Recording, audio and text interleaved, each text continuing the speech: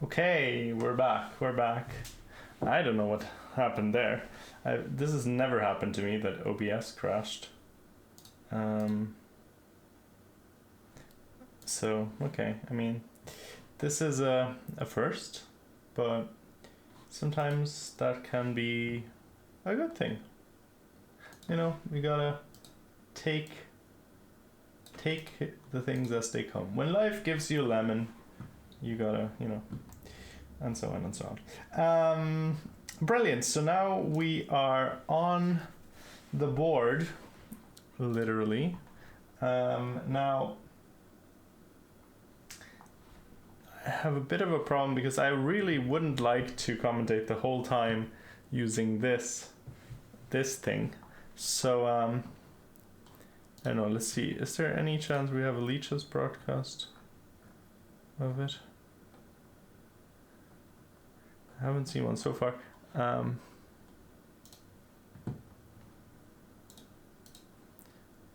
don't know. Anyway, maybe we can do an analysis board or something. Because I can just open another window of this. Yeah, maybe it's not available anywhere else. That's possible. But okay, we can do our best. Maybe we can I'll set up an analysis board here just for Diana's game, and then for the rest of the games we can just switch back and forth. So let's just I'll just put the moves on Diana's board. European Team Championship. What is this link?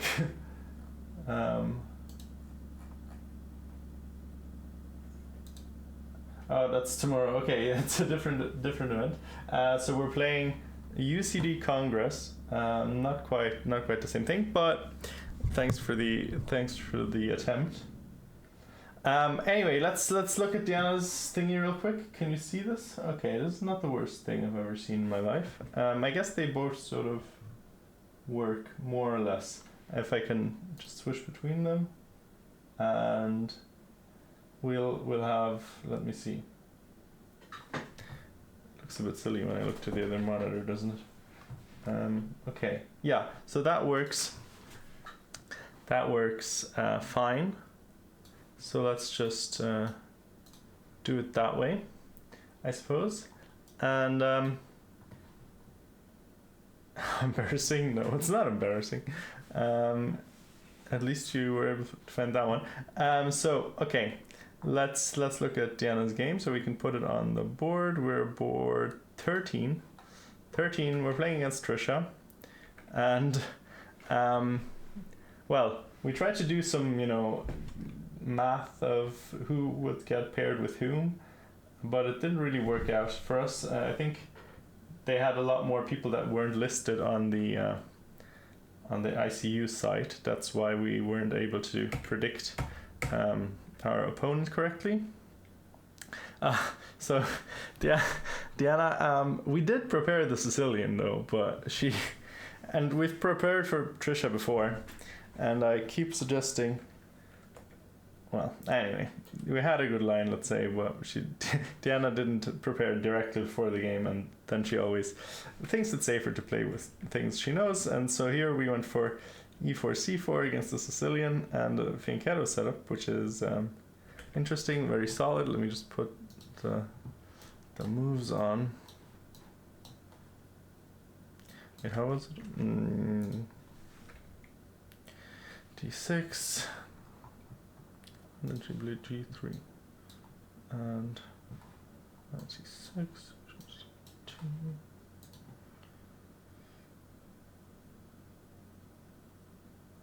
Knight e2, g6. No, sorry. She didn't play bishop. No, g3, knight c6. Oh. It is not technically the right order, but it doesn't matter. So we played this, and then castles, bishop g7, knight bc3. castles. D3, 98, bishop E3, knight C7. 98, bishop E3, knight C7. Queen D2, rook E8. Okay. Queen D2, rook E8. So this is the tournament. The position. Looks fairly normal. Now, one thing that's a little bit controversial in these positions is always, should we trade off the star square bishop? It's always very tempting, but oftentimes actually this dark square bishop for black isn't even the greatest thing in the world. But in this position specifically, well, anyway, it's something we have to think about. Hey, Hoshno, how are we doing? Yeah, we can look at Tosh's game as well in a bit. We have all the access. We have also, I will say, we have a couple of friends playing, so we're going to pay some attention to other games as well. Diana's of course going to be our main game, but there will also be some other games to look at. Actually, I can just put Diana's game on here, and then I can always see if something happens. So nothing happened so far after Queen to A8. I hope, by the way, you can still see the cam. Yes, okay. Because sometimes the cam on Discord freezes if I don't do anything with it. Okay, anyway, so this is Diana's position. Very solid. Now she's thinking. Moves that come to mind: H3. Maybe she's thinking about F4. Maybe she's thinking about bishop to H6. Although that would probably be a bit premature. Also rook. Well, some rook to D1. Maybe rook E1, rook D1. Maybe we can eventually play this. But maybe H3. Just so we stop this bishop from developing. Yeah, and maybe black will try to play on the queen side a little bit. But, you know, it's a close position. She's playing against Trisha. Okay, actually, maybe I should put that on the screen somewhere, because actually, yeah, maybe I should do that, because probably not everybody can tell who Diana is playing just from the camera.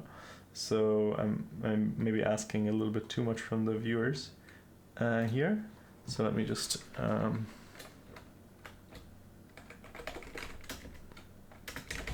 let's put that on screen real quick.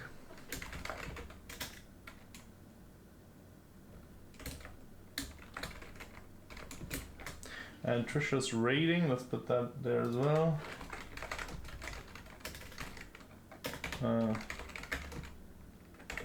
Let's see what her current rating is.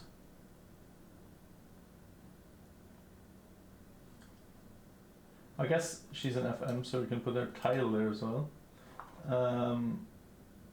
Peak rating, but I don't want peak rating. Let's see. 2181.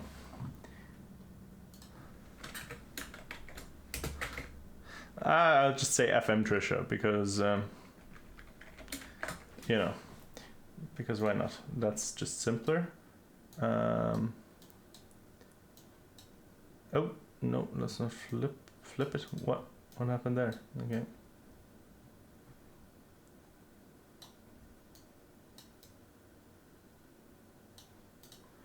Okay. Well, I guess, I mean, you guys can tell who Diana is on this, I suppose, right? So, and I'm putting her first because she's white. So that sounds reasonable to me. So I think I like her setup. Well, okay, maybe she hasn't gotten the FM title, but her peak rating was 2344. So she is in fact FM elect, at least. So we'll call her an FM, okay? We'll call her an FM because she had the rating requirement. So she's basically FM. What now? Okay, yeah, so let's see if there was a move mate. No, Diana's thinking. She's down to 1 hour and 18 minutes. I'm not entirely sure about the time control of this tournament. Let me see. It's probably. Oh, it's just 90-30. Okay, so no extra time after move 40. This is something that could become a problem for Diana. She's a bit notorious for getting in time trouble. But you know, we're not gonna talk about it yet. So yeah, we will say that so far things are looking fine. Pretty standard opening. Not maybe what I would have chosen for her. I think if she had gone with the prep that we had for Trisha at some point in time, we would have gotten a little bit of a sharper position than this. I always personally feel like it's a bit dangerous to let these high-rated players go into, you know, a known calm position. Yeah, the Lichess thing, maybe we'll get it to work. Yeah, it does look like the Budvinning. It's basically the same kind of thing. I mean, it's just you play e4 first. That's really kind of the same thing. So she, instead of h3, what we were suggesting, she no, not an engine. Turn it off. So instead of h3, she played f4. Yeah, so I was saying this is maybe a little bit premature. Now, I would have maybe liked, as you know, as I said, h3 or maybe rook to d1. Now, one problem I have kind of conceptually with f4 here is now if bishop g4, we don't really have a choice anymore. We can't really move the knight anywhere good. So if Trisha wants, and this is something that is often good for black in these positions, is getting rid of a minor piece. So black could get rid of a minor piece here. Before that, either if we played h3 or if we left our pawn on f3, we could play f3 after bishop g4, or we could, you know, just prevent it with h3. But f4 doesn't strike me as correct. Let me see. Let's see what the engine says, what the theory says about it. Okay, apparently it's good. Apparently that and h3 get the highest eval, so it's fine. Personally, conceptually, I would have not played that move yet. Maybe develop a little bit more first, but you know, to be honest, in these structures, you can play a lot of moves and still just be slightly better. So maybe it's not a big deal yet. Anyway, let's look around a little bit. Let's look at the tournament. Who's playing? So we have, as I said earlier, we have a bunch of friends playing. So one is Oshin. He recently made FM elect as well at the European Club Cup. We also call them fake FMs because that's where you make FM without getting to the rating. So he still has to make 2100, I think. I think that was him, to be honest, that made the title. I'm not 100% sure. Maybe it wasn't him, but I think it was him. So he has to make 2100 and then he'll get FM because of his performance, scoring I think 5 or 5.5 out of 7 at the European Club Cup. Anyway, so he's playing against, I think this strikes me as the DGT board being, really? I mean, wait, hold on. So we're playing an exchange Caro and they're telling me that after that he played this, he took 4 minutes for this move, c3, and then the GM, this is a GM by the way, or at least an IM. Maybe it's an IM, maybe it's a GM, I'm not sure. But anyway, a very high rated player. You're telling me he took 4 minutes for c3, and then another 5 minutes for queen b3, and then He's been thinking for 9 minutes after queen c7. So I'm not really sure if this is accurate. They're thinking a lot if it's true.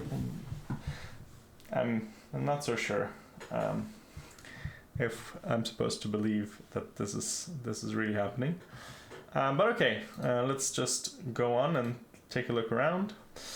Andrew Brennan against Tarun. That's Trisha's, the person Diana's playing's brother. These are hard moves for anyone, and the GM always double checks their work. These are hard moves for anyone. I don't know about that, Chris Random. Are those hard moves?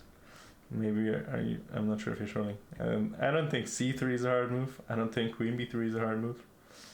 And here, I mean, we can just develop or whatever the hell we want, to be honest. But okay, h3 was played, so apparently it's correct. It doesn't. Yeah, it's a bit weird in my opinion. Anyway, so Tarun against Brennan. No, not Brennan. Andrew. Andrew Brennan. Okay, looks like we had another Sicilian. I'm never really a fan of these. They make me fall asleep. Okay, anyway. Andrew also trying to play something solid. Oh, I guess this one isn't working.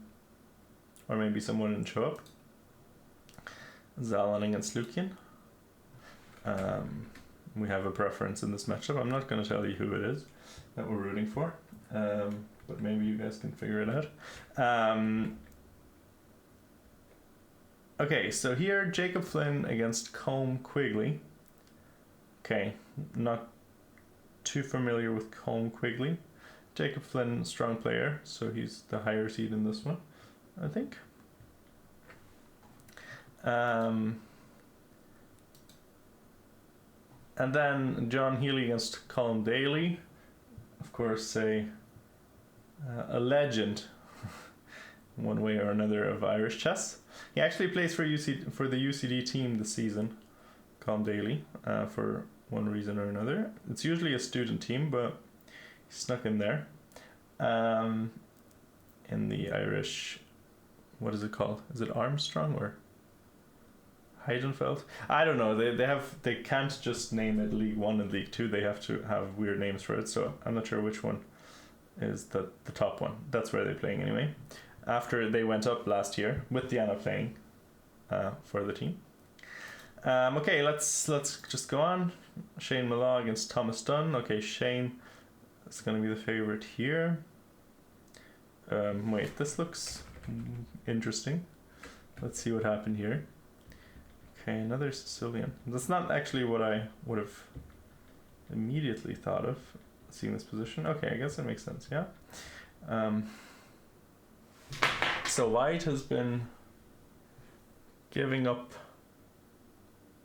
Wait, so what's happening? Hold on. Let me think about this real quick. A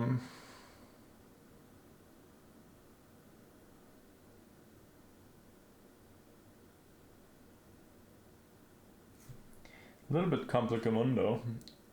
So, first of all, Black is up a pawn, but White has this ridiculous. Oops, I can't even do arrows on this. This is very annoying. I hope they get the Lichess link.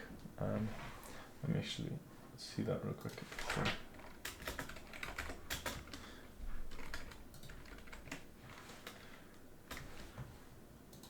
Yeah, no Lichess link so far. Oh, well, maybe now.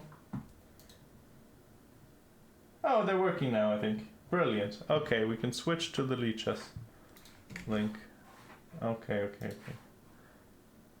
Get away, Chess Cloud. Nobody likes you. Okay, sorry. Cool. Now, finally, on the proper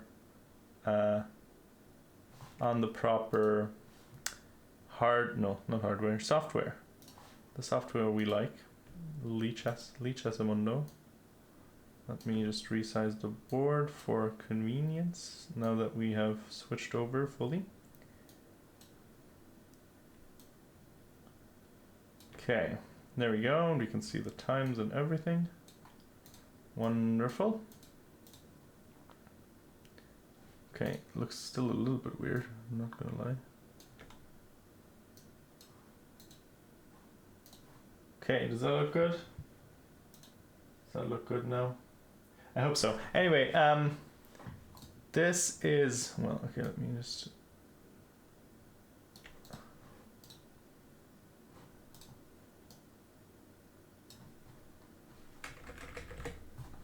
We're going individual pixels, we're being very precise today.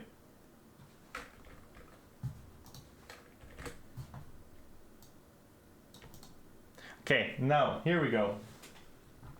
Now it's nice and, you know, visually pleasing.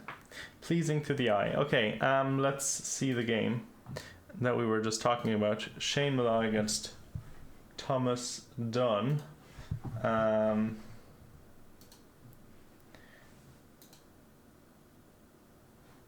Okay, let's see. So,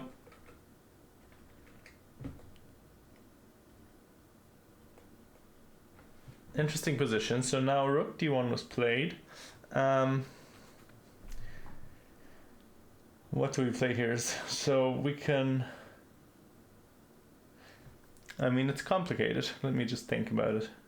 What are the moves that we're looking at here? Yeah, it's a weird position, isn't it? It's a complete mess. I'm just thinking, what do we do here? Okay, I mean, let's look at checks. So knight c2. Does that help us in any way? Knight c2, maybe. Where does the king go? f2, d2. Okay, let's just put it on the board. We have the luxury. Let's do d2. Let's try to be aggressive with the king. I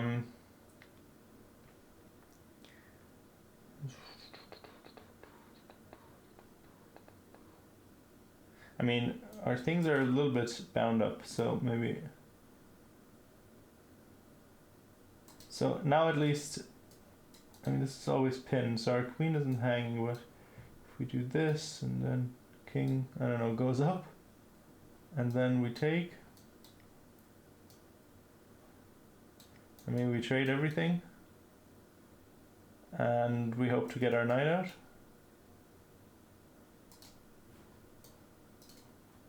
Can we? I mean, okay, maybe we don't need to do that. Maybe knight c2 is a bit unnecessary. Okay, so here, so this pin. So we could, I guess, play like c5 and protect our knight this way. This bishop is pinned, so it can't take either of these. Yeah, king f2 may be better. Yeah, maybe, but maybe we don't want to play knight c2 anyway.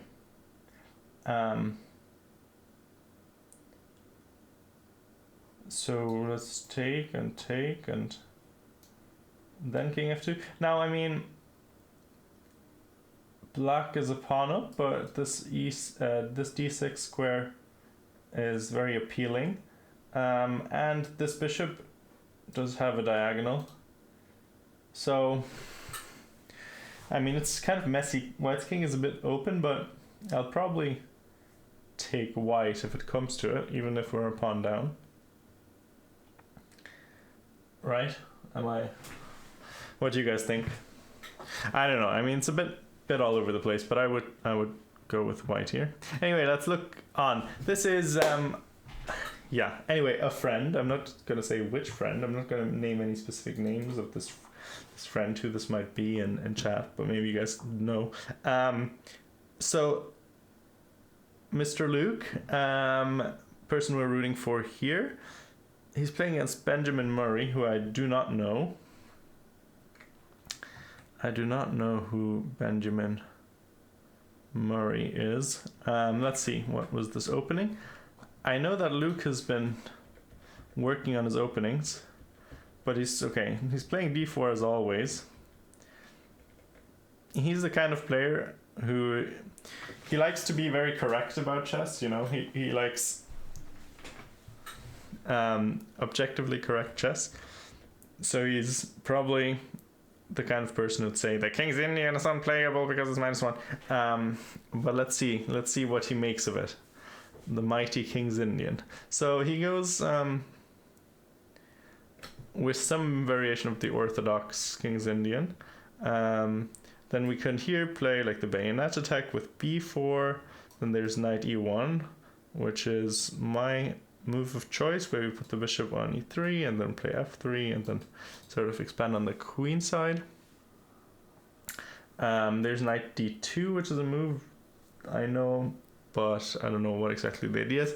Bishop g5 was always my least favorite, but of course that's what Luke plays, because he's that kind of person. No, I'm joking. No, but he likes this kind of stuff. I don't really understand the logic.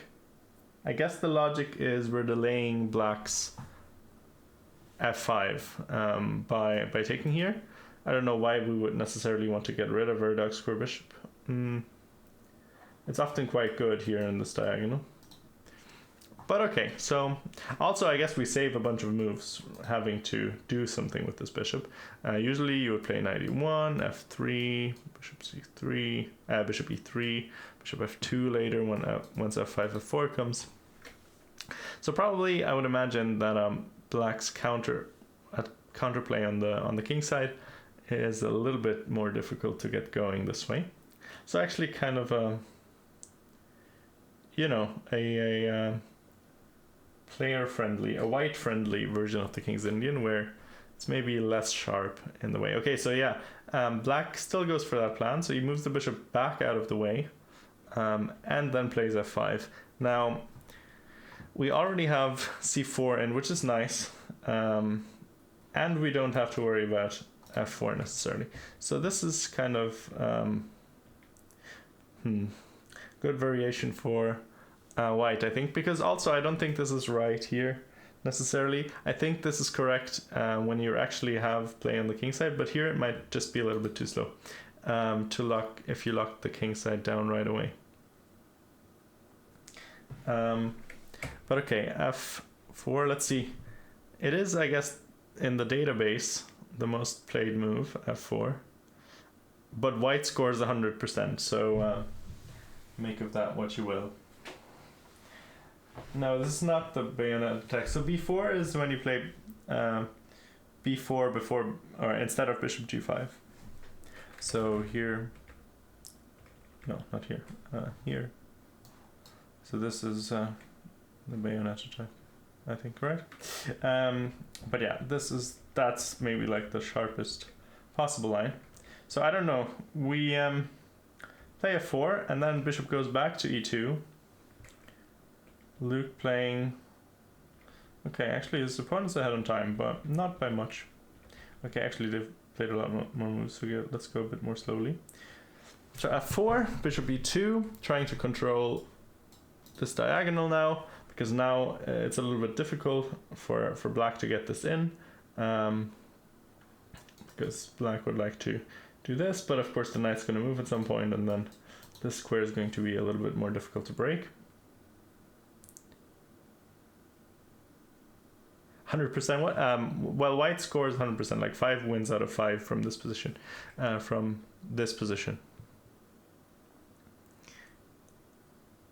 So white has won every single time. This was, at least in the Lee Chess database. I don't have the ChessBase database in front of me now, but yeah, that's the... Okay, so now it's an interesting dilemma here. So usually in the King's Indian, you want to be careful with playing a move like h3, because it lets this bishop possibly sacrifice itself later, and things can get very nasty. And when you let the sacrifice happen, and then g4 comes, and you can get mated in no time at all. So he plays knight e2, which is knight d2, sorry, which is the human move. I think that makes sense. There was a game here that played h3, but yeah, so knight e2 makes a lot of sense. We want to control this square, but we want to do it with pieces. We're happy campers if we get to trade everything off, especially let's say we could just take these bishops off the board. We would be great. We would be you know, we would be over the moon, and that would be a dominating position for white. I will say it's not so easy to do this just willy-nilly, because while you do want to trade the bishops, you don't want your queen on g4 because it's going to get tempoed, possibly. So, yeah. Anyway. So this is an interesting one. I think Luke played this fairly quickly. At least, actually, he played it instantly. And I find this move a little bit confusing. Well, I find this move confusing because I don't know exactly where the knight wants to go. I think we would have played king h8 and rook g8, and then maybe decide later where the knight goes. The knight isn't really your attacking piece here in the King's Indian. Like, you want to bring your heavy pieces and then attack with the pawns. But we have a lot of games, so maybe I should be a little bit less obsessed with this position. I don't even play d4 anymore, so I don't even, you know. But still, anyway, what I'm trying to say is that we're playing with the King's Indian is all about like being quick to the attack, right? Like, white wants to be quick on the queen side, and black wants to be quick on the king side. This move doesn't really help with being quick. This move doesn't really help with attacking the king side quickly. This knight doesn't really have a square it's going to go to. And also, it's kind of doing an important job here. So preventing c6, or at least making c6 a sacrifice, which is still, by the way, often possible. As white, you would really love to play c6, takes, and then put something on here, and you know, you're the one attacking suddenly. So yeah, exactly. Mike. Okay, yeah, Mike Oker. Okay. Exactly. So white wants to play on the queen side, which is why I'm not totally in love with this instant move, bishop h5. Now we do want to trade off our light square bishop potentially in some positions, but what if we played c6 here? Let's say they take. I think here we're already winning because we're going to get this, and our bishop's going to be great, our knight's going to come in, everything is going to have beautiful squares, and black's attack on the king side is not fast enough. So I think c6 would have been interesting. So what does black do here? Definitely not take. So I'm not sure, like maybe still king h8 because we need our heavy pieces. But this, I don't know. I'm not so convinced that black holds on here. White has just gotten a lot of moves on the queen side, whereas black hasn't really done much on the king side yet. Anyway, let's see what happened in the game. Bishop h5, king h7, makes sense. What else are you gonna do? And then f3, okay. Well, listen, if we are going to play f3, then why don't we take first? Because like, maybe he calculated and is like not worried about the bishop getting struck, which I guess makes sense. The thing is, I would be a little bit worried about like something like this happening, but maybe that's nothing to worry about. So f3, he still played that instantly as well. I'm a bit worried about him playing all these moves instantly. Luke the Duke. Okay, knight c4 makes sense to me, attacking the d6 square after the knight went back. I mean, still this should be good for white, right? I mean, unless the setup is just bad. White got a lot of free moves, and that being said, I don't actually like us trading the bishop this way. Now, I was saying earlier it would be great to get rid of the bishops, but I really wouldn't want to do it when we have to capture with the f-pawn, or with any pawn at all. I feel like if we, could just take them off the board without having to recapture, that would have been good. And basically having the bishop on the board would neutralize the black bishop nicely. As long as we control g4, we're going to be fine. But here I'm not so happy with it, because after bishop takes g4, are we really that happy? Where's our advantage? I'm not really sure. Because like, what's our plan now? Like, do we want to open up the king side? Not really, right? Like, maybe he wants to put the king on f3 and then try to do something like this, but I'm not really so sure. Yeah, I mean, he was worried about that, but what I'm saying is that the plan when he played f3, I was like, I don't know if we want to play f3 or wanted to play f3 here, but I thought like, okay, maybe he's calculated something special, but you know, now that it turns out that we have to trade on, I mean, we do have to kind of do it, because knight of 6 is coming. So what I'm saying is f3 was probably not correct, and I would have much rather earlier seen c6, playing sort of in the spirit of the position, trying to open up the d5 square for our pieces, and you know, trying to crush through on the queen side. But okay, let's leave Luke to this position. We haven't looked at Diana's position for a while, so let's just go to Diana's position real quick before before we continue our look around. We have some friends coming up. So Tosh's board is not working apparently, so that's unfortunate.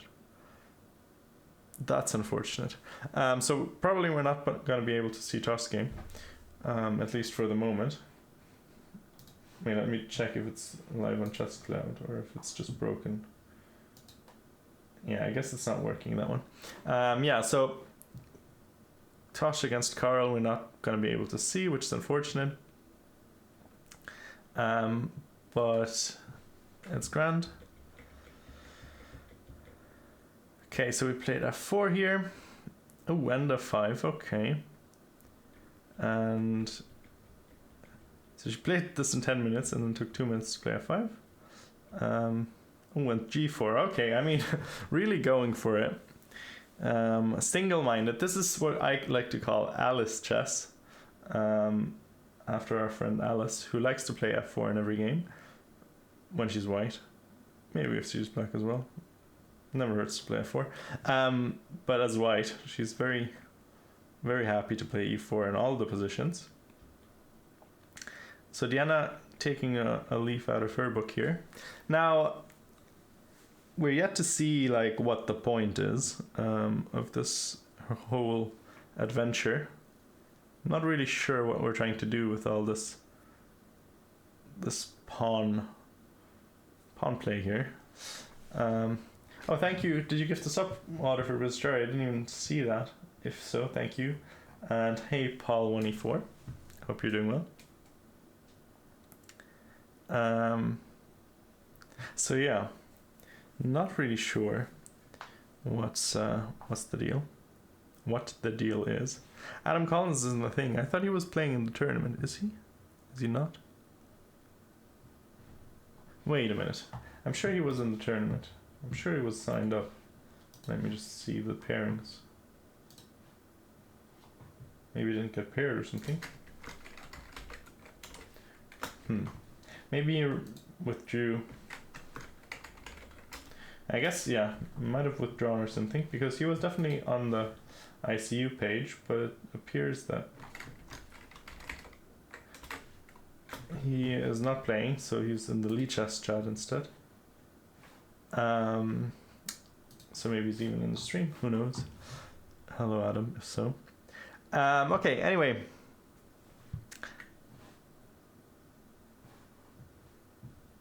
What do we think of this position for Diana, chat?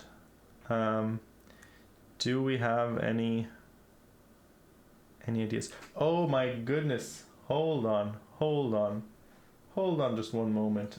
I know what I have to do. Let me just open an incognito window so I can log into Diana's Lee Chess. Because actually, I've totally forgot that we need to be signed into Lichess. I hope she disabled two-factor. Yes, she did. Okay, good. So now we can actually be listed on Lichess. Now I know why that's not working. Or that wasn't working. When did Trisha get the FM title? I don't know, like recently. She went up a whole bunch to like 2340. She was actually the same rating as Tarun for a bit. And now she went back down to 2181. But yeah, she didn't make it. I mean, she hasn't got it officially. She's not, you know, you say rough, but you know, I take it. I take being the 2181 FM. You can make fun of me for losing all my rating. I'll be fine. But okay. Standards, I guess. Ah, yes, okay. Sorry, now we're on the front page. It was a bit... Anyway, yeah, so Trisha did make FM, but she hasn't been awarded the title, but I just put it there because, you know, just because FIDE is a bit slow with these things, they need to have a congress or whatever. But she will lose it. Is it K20? I think isn't she still, do you lose K40 when you're at 2300 or 2400? I'm not sure. Maybe she is K20, yeah. But she is very mercurial, as they say. She goes up and down quite a bit. 2300, okay. Yeah, okay, well, she did. No, you won't lose the title. She won't lose the title. Yeah, it is in Dublin. It's at UCD, University College Dublin. So Diana's old university. And, wait, there was some other good omen that we had. What was the other good omen that meant she would win? I forgot. She was returning to UCD, but there was something else that was boding well for her. I was telling her and she was laughing, but I forgot it now. Anyway, so I think the top 13 boards are in the... Let me just quickly check that. Yeah, 1 to 13 are in the master section. We're not gonna look too closly at the major section, so boards 14 to 18. First of all, we don't know anyone there, and second of all, it's the major section, so there you go. But unless Mark makes it, Diana's brother, I think it's just working now. I mean, if you want the link, I think it just works now. Maybe they fixed it, or I don't know. Maybe it's a different link. But let's continue our journey. Let's finish up. We still have Jason, who is a darling. He's playing for the Darlings in Bundesliga, and let's see what happened here. Another Sicilian. Everybody and their mother is playing the Sicilian. Okay, so a Rouser. A classical Sicilian, actually. I didn't even pay attention for a second. That's actually what I play. A classical Sicilian, in case anyone wants to prep for me. Yeah, 10 to 12 isn't working. So, yeah, Tosh got wrecked. Good thing she wasn't streaming, because that would have been unfortunate. I mean, I guess this is kind of a darling stream. Tosh's a darling, Luke's a darling, Alice is a darling, Oisin is a darling adjacent, let's say. So we have a bunch of friends to root for. Anyway, also he played a D3 variation, which is very interesting. So kind of, usually, I mean, the usual moves here, not to play bishop b5. Rather, you play queen d2 and long castle. So sort of the classic English attack kind of setup. But who beat Tosh Queen? Nobody beat Tosh Queen yet. She's playing along with everyone else. Her DDT board isn't working. That's all. She hasn't lost or anything, at least not that we know of. But what we're saying here is, so this is kind of a weird variation. I haven't seen this personally. So queen d3 is a move, but queen d3 after bishop b5 is interesting. So the general intention of queen d3 is to sort of be able to swing to g3 and generally along the third rank to put some pressure laterally with these lateral moves. Here you combine it with bishop e5 first. I suppose the idea is to not block the bishop in. I don't know if, and okay, of course I guess you also pin the knight so he can't trade it, you know, you can't trade off and thereby kind of ruin your plan of swinging the queen over. So I don't know, haven't seen this particular variation, but probably interesting. I mean, looks pretty normal. I kind of usually like these somewhat. Okay, somebody followed me. So sorry, Medu Vacuum. Thank you for the follow. Where is Diana? Diana's on the screen. Can't you see her? She's right on the screen. Find Diana, and it's not me. I'll give you a hint. I'll give you a hint. Anyway, so you got to be careful about these d5 types of move. If you get it in, it's nice, but here it's probably a bit premature because white can maybe take and then jump in here. And you got to be careful with them. I guess you have an even bigger problem because you can, yeah, d5 here, and then you move the knight, and then you take, and then you jump in, and then you're just dreadfully destroyed, unfortunately. So, yeah, that's not going to be good. Instead, he played a5 in the spirit of the position, trying to break open the queen side. Wait, what? Wait a minute. Okay, so I'm not master calculator, but okay, so let's just think about this. Takes, and if you take here, you can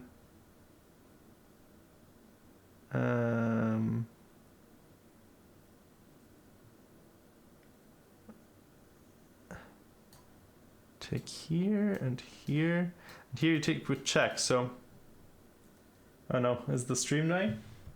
I hope the lag is not too bad. I think we just lagged a bit. Anyway, here you can't do this and promote because you're going to lose your queen with check. What's happening? Why can't I move anything? You found Diana. Brilliant. Well done, Paul124. Not everybody can manage. I hope we're not dropping too many frames here. I don't know where I put OBS. Okay, here we are.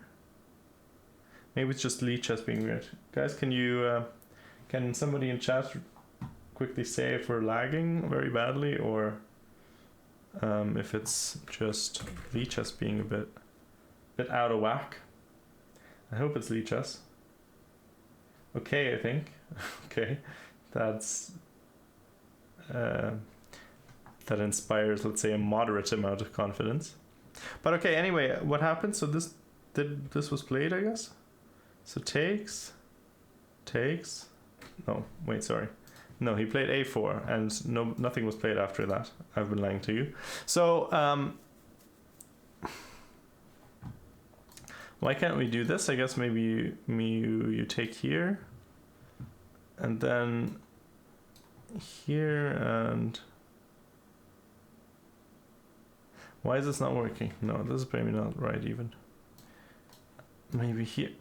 Sorry, that's not what I wanted here. And if you take here, you're gonna get, oh my goodness, this is very annoying.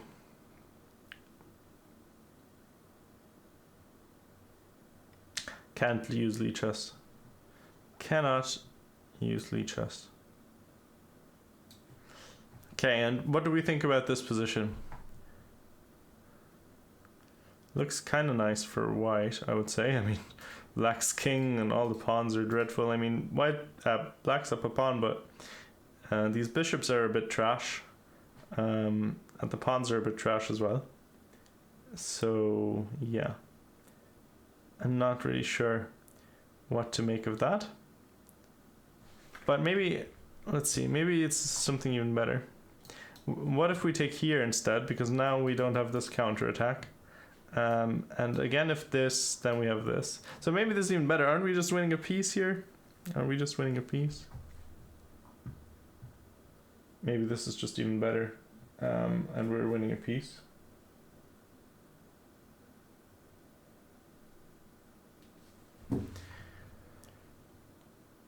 Yeah, okay, am I missing something? So after this, what can you do? I mean, you can try this, but that's not gonna help you. I mean, this is just lost. Like obviously and easily lost, I would say.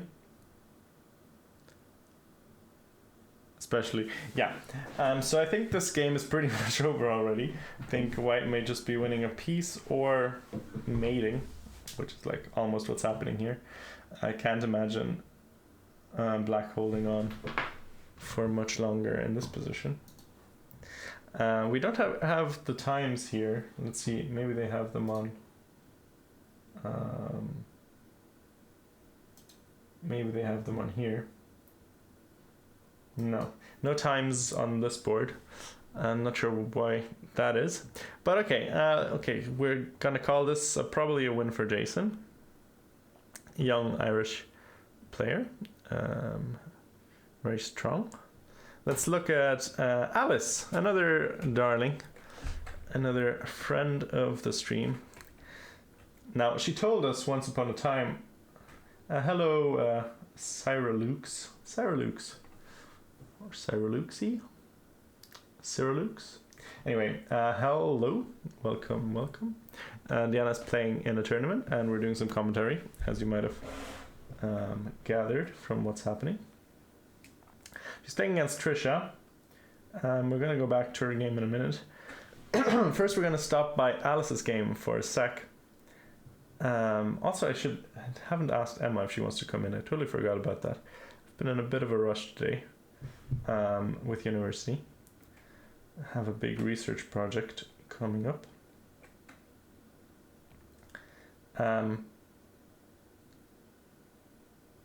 What was I saying? Oh yeah. Once upon a time, Alice was telling us, promising us, making us hope for, us who root for her, that she would drop the Petrov, which, I mean, it's very solid, but sometimes, if you try to play it for a win, it can kind of backfire a little bit. So that's... Okay, so we're doing this kind of classic Nimza Witch attack. White's probably going to castle long, and yeah, that's what happened. So Alice has probably had this position a million times, and she's higher rated here in this game, so maybe she just wants to play a stable game. This has a bit of a drawish reputation, of course. Wait, so why is this not in the theory book so much? So apparently she played bishop e6, but normal move is knight d7. I guess that makes some sense to me. Getting the knight out first. Knights before bishops, people. Alice can play the Petrov as long as she doesn't play the Stafford Gambit. Well, you never know. There's actually an interesting variation where it's basically like white is playing the Stafford Gambit. It's called the Black Mardimer Gambit or something like that. And it can also happen in the Petrov. So she could actually, double end it, play e4, Black Mardimer, and also the Stafford Gambit. Very similar ideas in some variations. But anyway, enough nerding out on stupid openings. So yeah, she played this a bit unorthodoxly. What's the adverb of unorthodox? Can anybody help me out with that? Unorthodox? Unorthodoxly. Sounds wrong. Unorthodoxical. No. Also, I don't know. Anyway, maybe it's just unorthodox. Played it unorthodox. Sounds kind of correct as well. I don't know. Maybe somebody can enlighten me. But played it a bit in an uncommon way. Maybe this is her pet line. I don't know exactly. Or maybe she's just improvising. But it looks nice. I mean, I don't have any qualms about her position. Especially if white takes. Oh, okay. White did take. Now, so actually I say that it's an interesting dilemma here. You might say, okay, we capture with the d-pawn, we have no problem, it's just equal. We're going to trade everything off. That's probably not what she wants, really, because she's high rated. So I would really be considering taking with the f-pawn. It looks a bit silly because we maintain this backwards pawn. It kind of justifies this double pawn. But I do really like our rook activity. I actually played a game recently, a classical game in a local tournament against a 2200, and I felt like I was doing really well in the opening. It was a French, and we got into this end game where I thought it was just a little bit better, and then, well, actually kind of a mid game where I thought it was just a little bit better, and then he got some pressure along the f file that I kind of underestimated, and yeah, he got enough counterplay, and it was actually very unpleasant. And this kind of would be a similar situation where you're gonna get some pressure on the f file. You're gonna team up on that knight, and the knight is not really going to have any good squares. It's gonna be tough for this knight to do anything. So I think that would have been a consideration. I think she took with the d-pawn, yeah. So she took with the d-pawn. She didn't think about it for too long, which is actually interesting because if you're higher rated and you're trying to win, I feel like that would be the kind of move that you want to play. Because let's be honest, if we trade here, there should be no world in which black wins, right? Like, you know, you're gonna get light square control and the game is gonna be drawn. Realistically, if both players play correctly. So not too sure about this. Maybe it was worth considering. Anyway, along my story, I kind of lost my initiative in that game that I was talking about, the French game, because of how much effort I had to invest into dealing with the f-file pressure. And then we got into an equal endgame, which I eventually lost kind of ridiculously, because this tournament that I'm playing was 90 plus 0, so no increment, 90 minutes, and we got into really bad time trouble, and it was kind of chaos. So that was unfortunate, an unfortunate loss. So maybe I'm just traumatized, but I feel like f takes would have been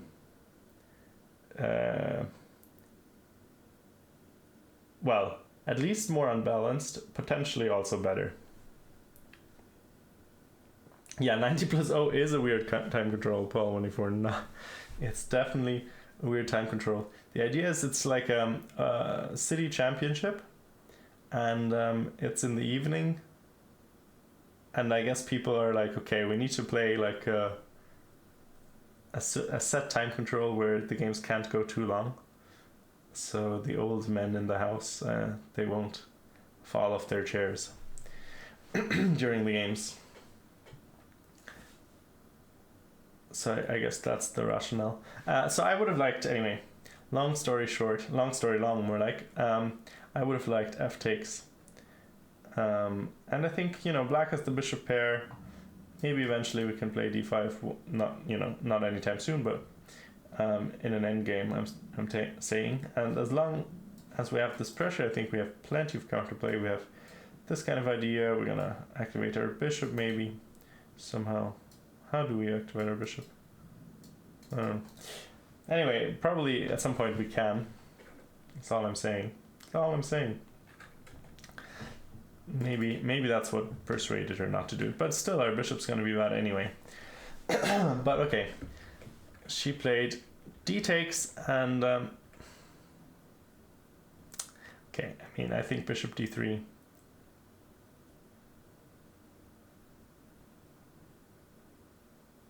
No, actually, I like bishop d3. I like bishop d3. Never mind. I was gonna be critical for a second because I thought black had a certain idea, but that doesn't really work. So now Alice takes advantage of this idea. Gets b5 in. She's thinking a long time. So she thought 20 minutes almost on this move. And then another 10 minutes after knight to d2. Interesting. Why are we thinking? So what are the options? We can make a rook move, rook to the open file. We could play b4, but b4 is a bit committal. You know, structurally, white is kind of just better. If we play this, we're gonna have to like be sure we can do something, which I don't think we can, to be honest. So I don't think that's a good move. And white is going to come with f4 and create their own attack and break down our center. Or maybe just also h4. I don't know. But okay, so actually kind of a... Oops, that was late. So kind of a difficult position maybe for Alice. Definitely a decision ahead that we want to look at.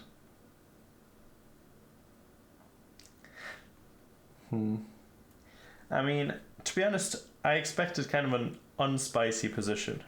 Let's just see what would have happened if we had traded off the queens. Maybe she was thinking the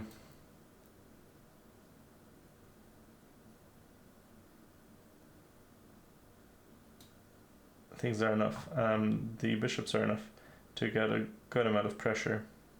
I would have been very skeptical with this, you know. I would have said this is not very much, specifically because we have pressure on this e5 pawn. And then we're gonna get this and this in if we want to. I don't know. Maybe black's better here. It could be. We have a better pawn structure. And we have this nice e5 pawn. And we have the bishop pair. So maybe that was actually a bit hasty by me. Saying that this would be not much. But still I am kind of drawn to f takes. But okay. Anyway, let's let Alice be Alice. Let Alice's be Alice's. And let's look at Diana's game. Okay, things happened since we went for our f5 g4 adventures. See, we weren't quite so sure what we were trying to do here. Diana maybe also not quite sure. Went for knight to g3. Not sure where the knight is going. I guess we're controlling f5 a little more. Sorry, I'm a bit tired. So we're controlling f5 a little bit more, but now we've kind of exhausted our tanks already. Like, what's next? What do we do next as white? I mean, we have one rook left to centralize. d1, e1, not sure. Maybe we can play like g5 at some point and f6, but I don't really believe in it so much, to be honest. But maybe, like, I'm not sure what our exact idea is. It's also not like we have like Grand Prix type of attack, because we're not really getting to the king side with our queen, and we don't have the knight in the right position, you know. So that's not really the kind of idea we can play for. So not sure what's happening here. Let's see what they played. b5 makes sense, playing on the queen side. Diana played rook d1. Okay, so It's looking a bit. We have ideas of this if anything ever moves. We have pressure on this pawn. I guess we have to play b3 to defend. It's looking a little bit sketch. Oh, we're also losing this pawn. Aye. No, we just lost a pawn, did we? Wait a minute. Yeah, I guess we're just losing a pawn here. That's not great. That's not fun.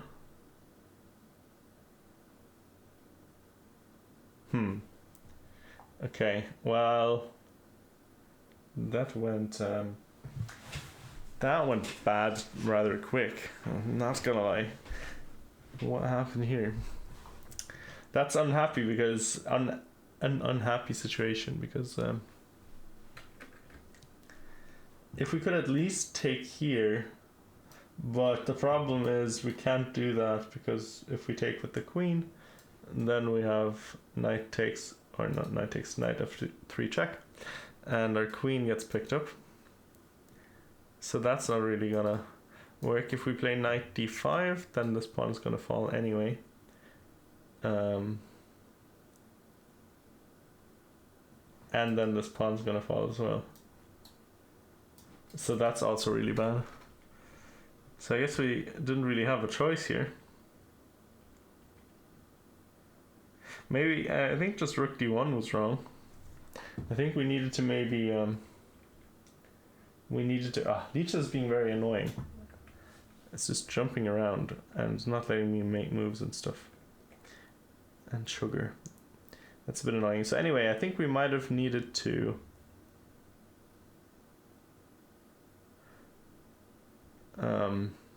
play something else here. Maybe b3 right away, so that it's already protected from 95, and we have this move to spare. Or maybe we can play g5 because then this is no longer a fork. But okay, I mean our f-pawn is... This one would have to be calculated, and we'd have to see if our f-pawn doesn't get too weak. And I mean, our king is also going to be abandoned by, enter ye who have lost all hope. But okay, this is what happened, and we're losing kind of an important pawn. So what if we... Well, no, we can't even... It's not even a thing. We can't even decide to keep this pawn and, try to give up the queen side a bit, because, well, not only is that, terrible positionally, but also everything just drops here. Everything just drops here. Where are we even going? I mean, yeah, this one, I don't even want to look at this. So that's not good. Are we still here, chat, by the way? I don't really see anyone watching, interacting with us. Are you guys... Maybe, are we lagging, or what's happening? What's happening? Do I need to do ASMR? Hello, hello? Do I need to coax you into the stream? You've never been coaxed before. Anyway, okay, so this position, we don't like it much. We don't like it much. We don't like it much. We're gonna have to play b3, takes, and then, I don't know, maybe move our bishop. But, well, I mean, okay, we do get a square for our knight, maybe some pressure. But objectively, not the greatest position I've ever seen in my life. Now there is hope that maybe, let's see what the time's like, the time situation. 50 minutes to 54 to 53 minutes. Okay, so I guess we're not really ahead on time either. But it is a game with no increment after move 40. So if we can drag her down on time and make things complicated. I mean, this is not uncomplicated. We're down a pawn, but maybe we do have a little bit of an initiative. I say maybe because there's also Goodness me. There are also ways to shut it down for black. Not that those are necessarily best, but yeah. Anyway, a little bit unfortunate, I think, this one. Okay, let's just make another tour through the games. I don't really want to look at this position too much. It's going to make me a little bit depressed. Although it is Trisha, so losing to Trisha isn't the most important thing. Do you guys, by the way, also hate these earbuds? They really hurt my ears. I don't like it. I don't like it much. So anyway, let's go back to this game. Oshin. This was the game where the GM took an unreasonable amount of time playing c3 and then playing queen b3 and then playing h3. So here it was down to 1 hour and 13. Then it took 5 more minutes for 92. I'm not really sure what was happening here. Like in the exchange Caro games by Aronian have been played here and others. Bit interesting that this was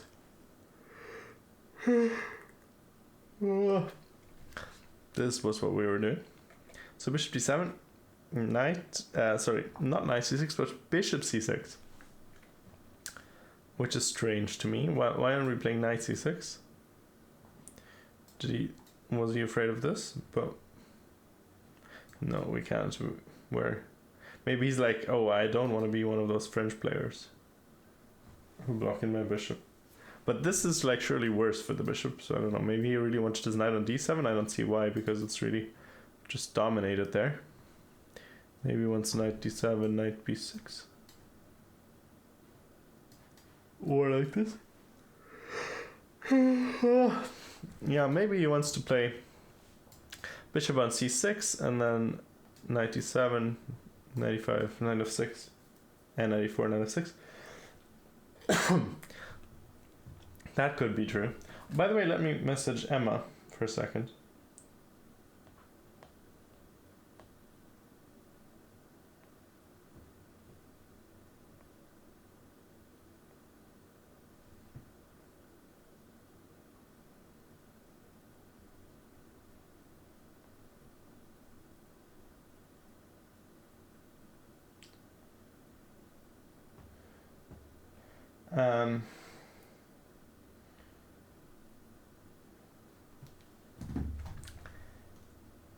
Yes, exactly. Very good. Ha! Halvard, our hero. Shout out to Emma.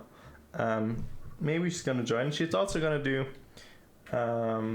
commentary on Sunday morning because I'm going to be busy playing a game of my own, a league game. So anyway, we're puzzling about bishop c6. A bit strange, but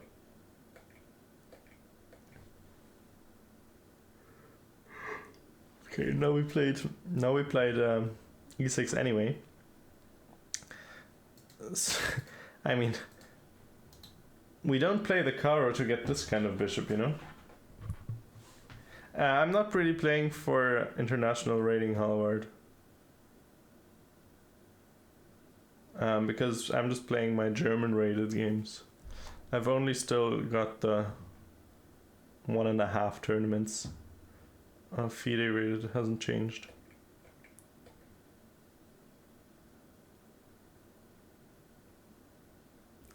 Anyway, so knight g3 was played. I like white's position. I mean, black looks a bit, you know,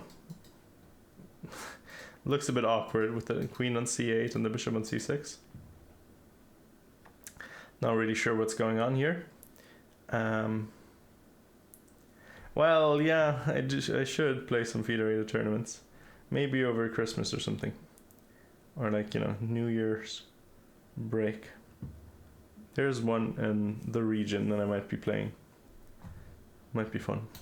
But I need to actually do some chess work. I haven't done anything in forever. Actually, I've never really... Still haven't read a single chess book, to my great dishonor. Anyway, okay, Tarun against Andrew Brennan. What was this opening? Oh yeah, the Sicilian. Oh yeah, that was the non-exciting one. And Tarun. Okay, I mean, black traded off one pair of miners, which is nice for black. White has played f4 without getting much return. I don't really see that as being a good thing.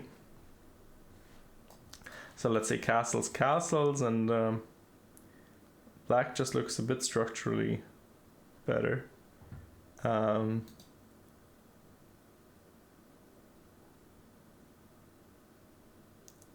Yeah, also Tarun is an IM and the other one is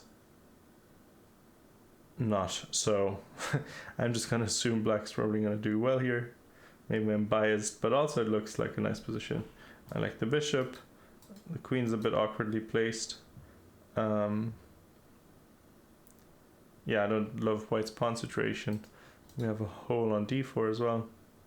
Rook's already controlling the open file. So yeah, I'd take black here in this one. Oh, this one's already over. I guess maybe forfeit? I don't know. What happened here? Is this actually over, or is it just DGT malfunctioning? Or maybe they didn't show or something? It does say 0-1 here as well. Yeah. So I'm not sure. Maybe this game... Let's actually check on chess results real quick. Maybe if it's entered there, we can definitely trust it. Okay, it's not entered there, but maybe they're just going to enter it at the end of the tournament. Round, sorry. So I'm not sure if this was a no-show or what happened. Whom is our commentator? It's Patamundo. You can see it. Wait, I can't see my stream right now. You can see it right. No, hold on. There. Patamundo. Okay, and here is Diana, and there's Trisha. Brilliant. Anyway, so this game ended before it started, literally. Let's look at Jacob against Colm Quigley. Quigley Wiggly. It's Quigley Wiggly Quigley. I read many books but never improved my game. Well, okay, so I guess if I had to trade never improving or never reading any books, I'd take the never reading any books. So I guess you make a fair point. It's not all about the books. It's not all about the books. Books alone. But maybe you've been doing it wrong. Maybe you've been not focused enough. Or maybe you're enjoying it too much. I heard chess training has to be painful. Well, but are you GM yet, Halvard? Are you GM yet? Exactly. That's what I thought. That's what I thought. That's what I thought, young man. No, I'm joking.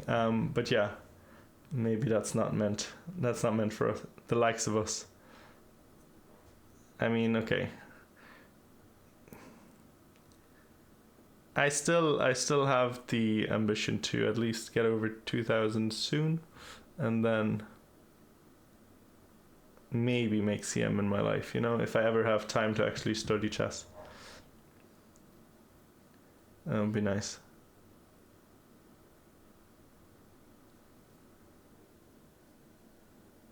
Well, actually, Halvard, I was very close to going to the ECC this year, so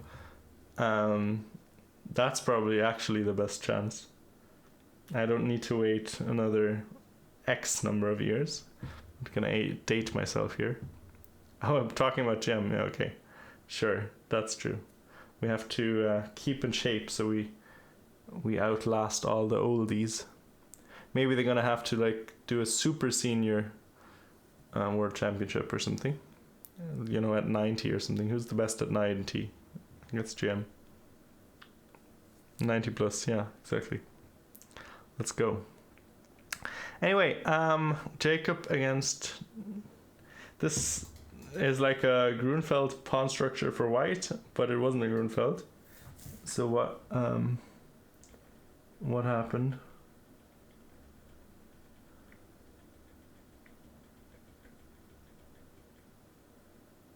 Okay, Catalan. I know this variation actually, except for the end of it. Hold on.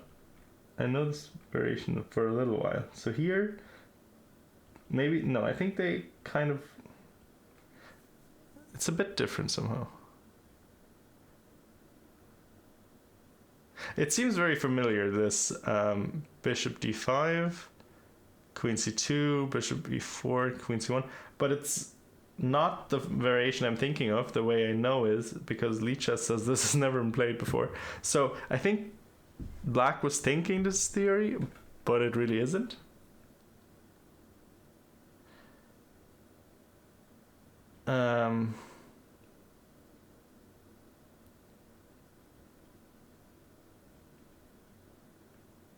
So I don't know what exactly the difference is. Probably white is some tempo up, but I don't know which tempo. Honestly speaking, it's been a while since I've played the Catalan.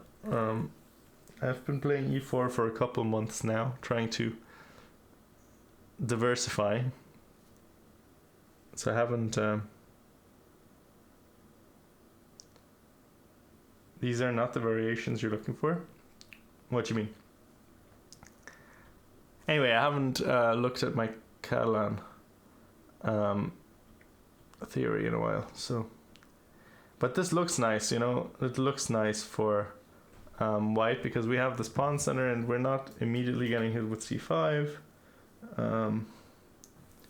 We have the strong bishop, which is probably nice in this kind of position anyway, because then it's a lot more attractive to open the center with a move like e5.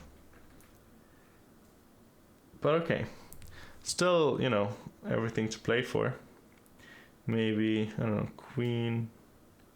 No, maybe not queen b2.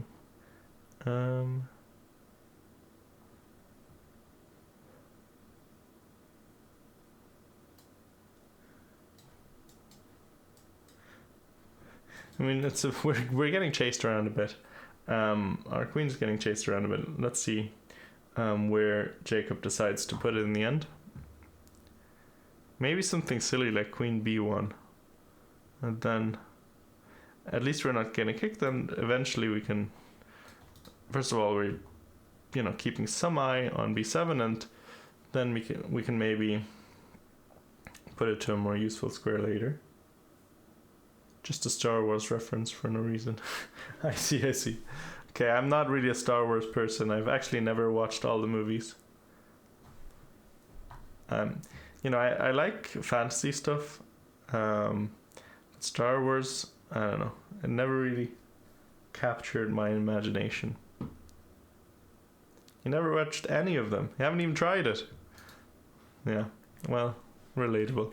Okay, this game's already over as well. This one was actually played. Oh, this is an interesting variation. I've been seeing this. This is kind of a modern thing. Carlsen played like this.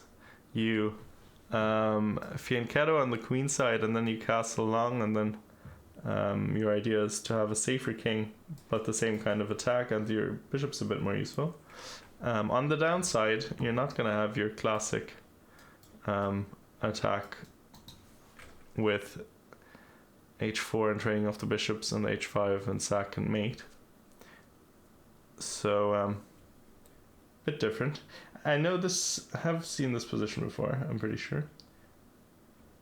But it's okay, so white at this point had an hour left. An hour 30, so pretty much the same time he started with.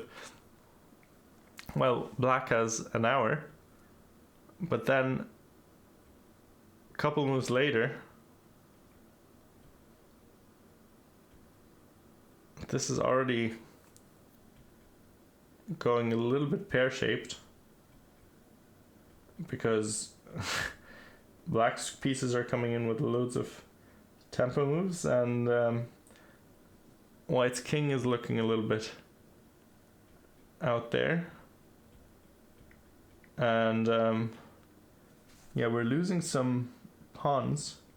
Okay, lost one pawn, a very important pawn, and this bishop's ridiculous. So this went really badly, this opening. Oh, okay, and that's resignation. All right. Wait, why did we resign now? I mean, okay, maybe it's just we're losing another pawn. Wait a minute, that's not a move.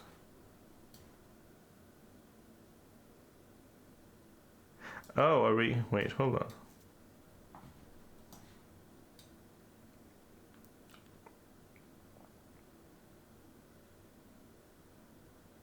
I mean, anyway, it's lost. So this looks dead. Quick resignation, let's say, but you know, you weren't really gonna survive. You weren't really gonna survive. Let's not call it an early resignation. Let's just call it a respectful resignation. Okay. So move 19 mover, quickly dispatched of this Carlsen idea. In the Sicilian. Okay, how about this? What is happening here? Why are they playing so quickly? Hold on. What is happening? They're already on like move 40. Okay, oh, this was the crazy game. This was the crazy game where we had this crazy position. Okay, he took here. We were thinking c5 because we don't really need to take bishop's pin, so nothing's hanging. But okay, he traded everything off, then played c5. Now, I mean, the knight is just going to go back to this brilliant square. Bishop's going to go to the long diagonal. Oh, okay, so we didn't do that. This pawn is, I guess, already falling. So white isn't even a pawn down anymore. So that makes it even... I mean, knight is just going to go back to the d6 square anyway. So this makes things whoa, okay, so we... Oh, wow, okay, nice. Okay, so rook b1, and we kind of put ourselves in a bind here. So that just wins immediately. Okay, so that was kind of a simple game. That's, I guess, why they've been blitzing. So this is the not quick resignation variation of the same kind of decisive early advantage. That's the kind of thing that happens to you when you don't resign. You get sort of destroyed quite quickly. Okay, so now things are just promoting. Nothing much to say about this one, so this is over. I mean, this is kind of... Now, the early one, we weren't going to call it a quick resignation, but this one we can call maybe a slightly delayed resignation. Like just a touch delayed, you know? This is a bit resignable. Anyway, maybe he's also resigned already and they just haven't stopped the clock. Yeah, so okay, let's look at this game. Our darling Luke is playing. Luke, the Duke. So we were thinking earlier, great opening for white, but then maybe not the happiest about this f3 move, because black was quick enough to force the trade on on g4, and then I wasn't so happy about our pawn structure. So let's see what happened here. I mean, we still have some pressure on the queen side. It's true. And black doesn't really have anything to do on the king side. But do we have enough on the queen side? That's going to be the question. a4, very principled. a5, very principled. Again, b5, no, okay, not b5. h3, oh yeah, okay, we do protect our pawn. That makes sense. I didn't even look at the board enough to see that that was hanging. Go Luke.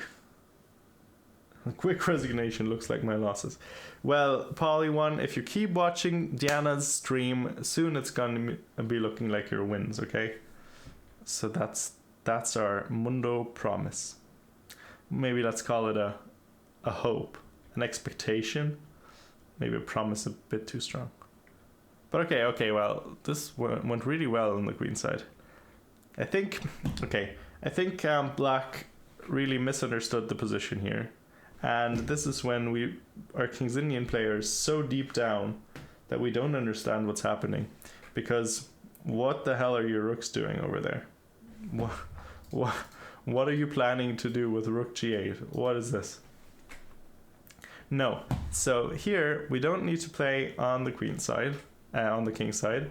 We want to play on the king side, on the queen side a little bit. We need to hold on to our things.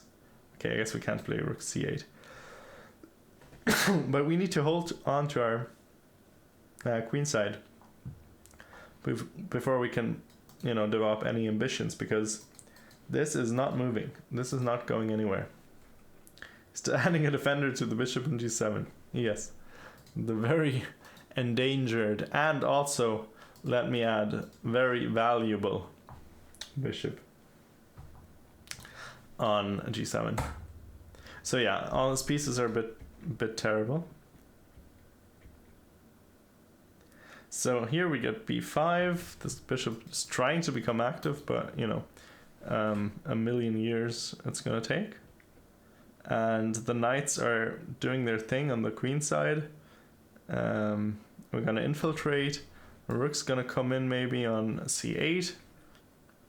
And if we win the b pawn, then the game's just over, because nothing's happening on the king side. We're going to be promoting.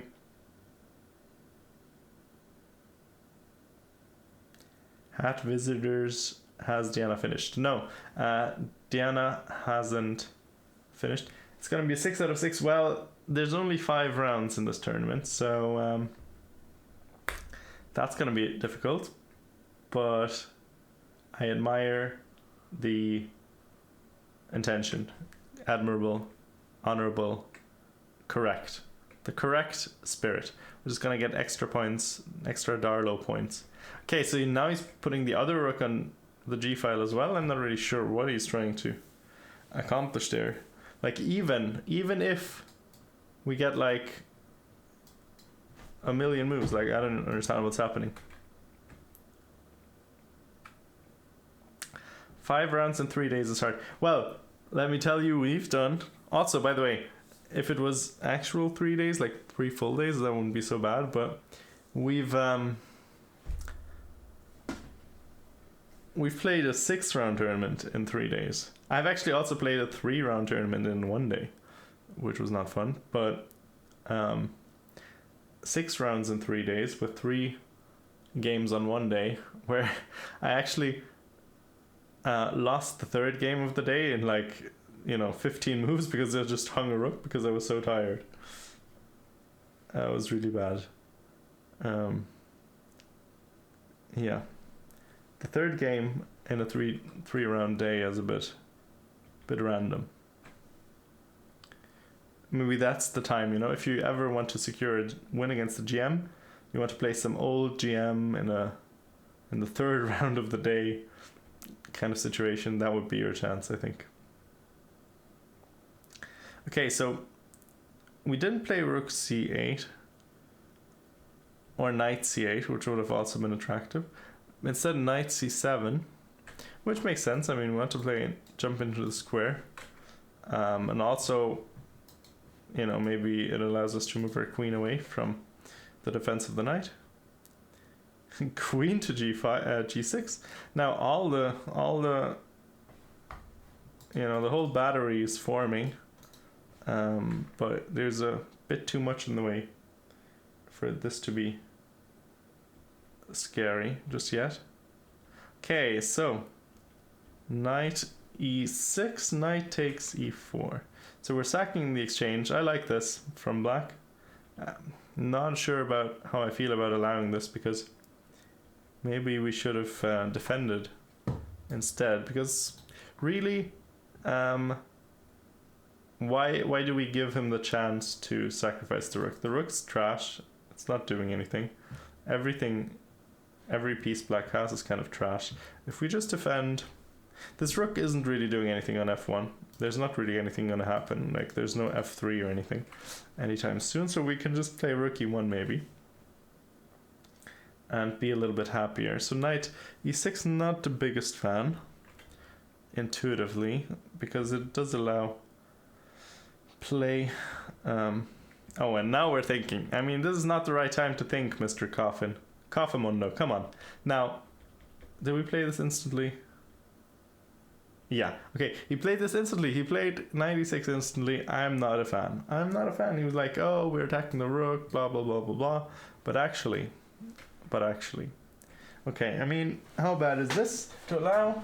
It's probably still okay for white. I mean, probably still good for white. Maybe he has something planned.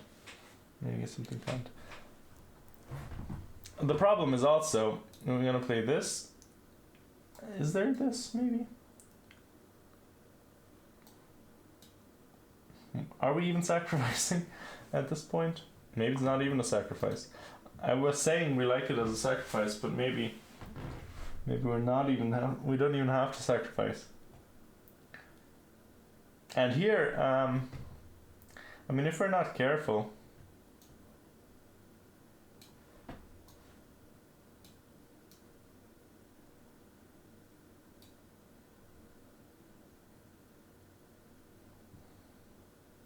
Oh my goodness, Leechess is very annoying.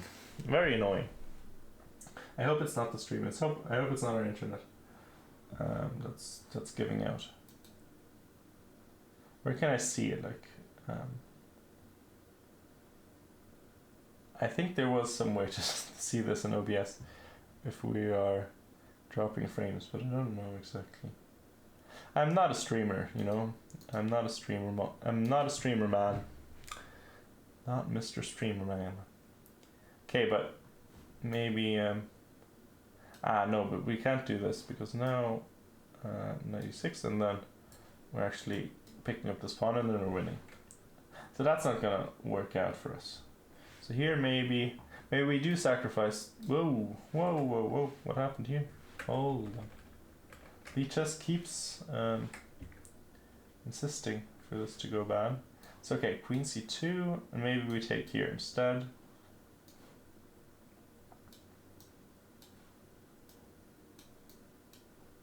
Yep, what, hello? Oh Leechess, lovely Leechess. Please give us your... Is this a coffin flop? No, it's not a coffin flop. I'm just saying maybe we had something better. But I think it's still okay. It's still okay. I'm not gonna say I'm not worried at all about these pawns, but we do have play of our own, you know. Okay, maybe this is not the right approach either. Maybe we want to go here, and then e4. Then we have maybe rook c7.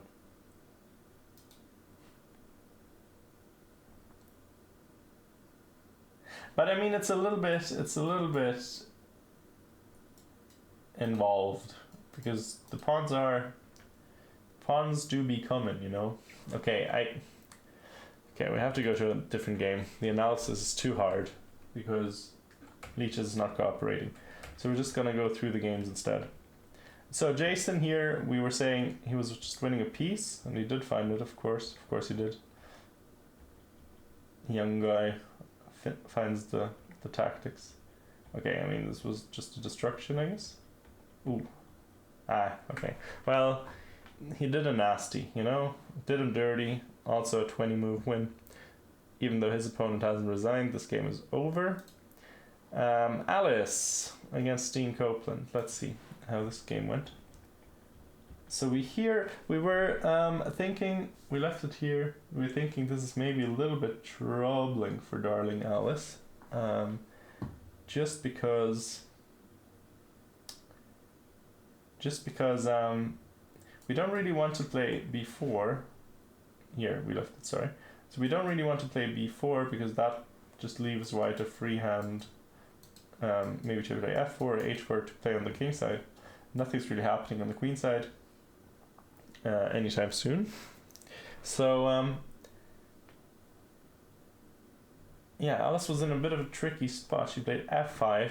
Now, see guys, I was talking earlier about Alice's love for the f pawn, and this was another case where f pawn syndrome struck her. I mean, it makes some sense. We want to block this bishop. Maybe we want to open some diagonals for our bishop, but it does also kind of weaken our things. So hold on. So we couldn't take it yet because I guess we were just sacrificing it, were we? Was there any deeper ideas? So bishop f6. I mean, I do agree with Alice that was probably, although we're dropping another pawn as well. What if white goes hog wild and it's like, my pawns and only mine. My pawns belong to me. So we can't take here because bishop takes and we're trading everything off. So maybe rook b8 instead, and then we have something to talk about. So yeah, okay, Alice did offer this pawn for some compensation. Her opponent didn't want to take it, probably wisely so. Wisely so. I've been watching Ted Lasso, and I've been inspired to make silly puns, which is always fun. I hope the stream is holding up. I'm not really sure. You guys let me know if it's not.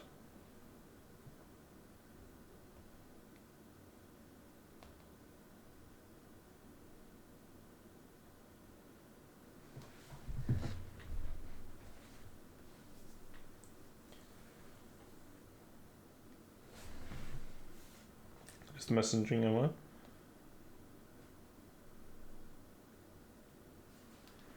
I'm just messaging Emma really quickly. Maybe we're gonna get a co-commentator at some point. She's also gonna do Sunday's game because I'm gonna be busy playing a game myself. But okay, Alice. Let's see how the actual game went. Bishop f6. f4. Okay. Weird move. So wait, hold on a moment. Oh wow, are we tricky? Are we like e4, knight takes e4, takes, boom, boom? Is that a thing that works? Let's see. Knight takes e4. That's kind of a nice tactical shot if it works. But okay, does it work? Does Lichess let us see if it works? Do we have to calculate in our heads?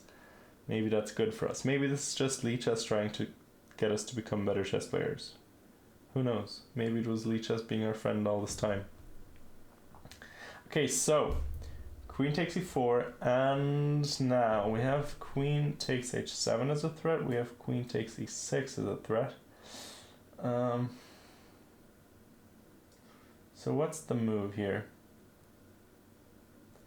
We're probably gonna have to protect the bishop. So queen takes h7, king f8 or f7.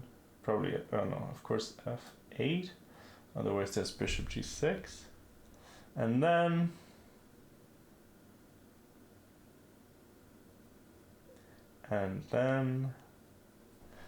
Lichess again won't let us make any moves. Okay, queen h8, if king here. I don't know. Maybe queen h3 or something.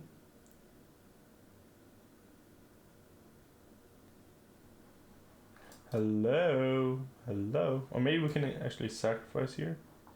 Or queen h3. Let's try queen h3. Maybe we move again. No, we can't move there because we'll lose.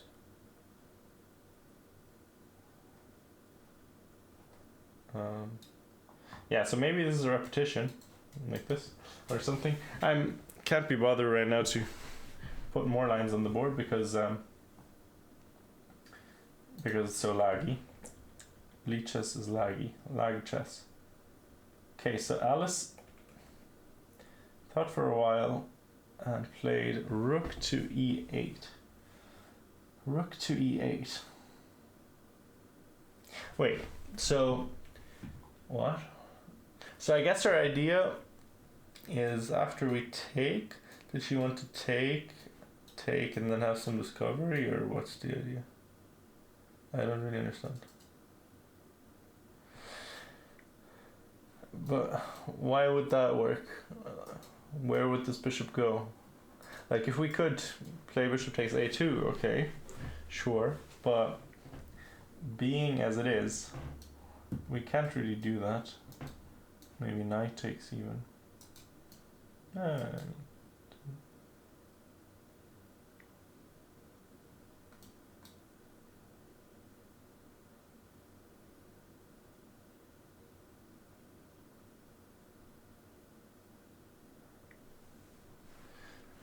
Oh no, never mind. So now we can do this. Okay, that's silly. So actually, here takes and then bishop f1 or something. That's the idea, isn't it? So now you don't have any discoveries, because after this you have bishop knight b3. No, not knight. No, sorry, that's also wrong. Wait, hold on. Why doesn't it work? So bishop f1. Sorry. So c3 and oh, our queen is hanging. There we go. Sorry. Okay. Sorry. Bishop takes a6. Yeah, I'm blind. Sorry. I have blindness. Issues of blindness are coming up. So okay, this was her idea. Maybe she. Wait a minute. So, hold on. What happened? So she didn't take in the end. So she thought for 2 minutes and then went bishop f7, but that can't have been the plan, right? That wasn't the idea, because now, well, oh yeah, now queen f3, and you can't take the pawn still because here the rook in the corner hangs. And if you take here, if you take here and you take here, maybe. Wait, so here takes and then, or maybe bishop f1 again, because again the thing is pinned and this is a threat and this is a threat. Everything is falling apart for black, kind of, and there's still no attack. It's a bit involved. It's a little bit. Yeah, I think we need a new commentator too. This commentator has been used up. All the commentary resources have already been used up in game 1. Actually, speaking of, let's just go to Diana's game real quick. Oh no! What happened here? Hold on real quick. We didn't see any games, any moves. Oh no, never mind. We did. Wait, okay, so she did play b3, takes, bishop g5. I thought that those were our moves, but no, that's what we analyzed. Okay, bishop to b7, and knight to d5. And Trisha's been thinking for a long time, like. Diana's been playing, okay, I mean, she took 11 minutes on this one. And then another 10 minutes on this one.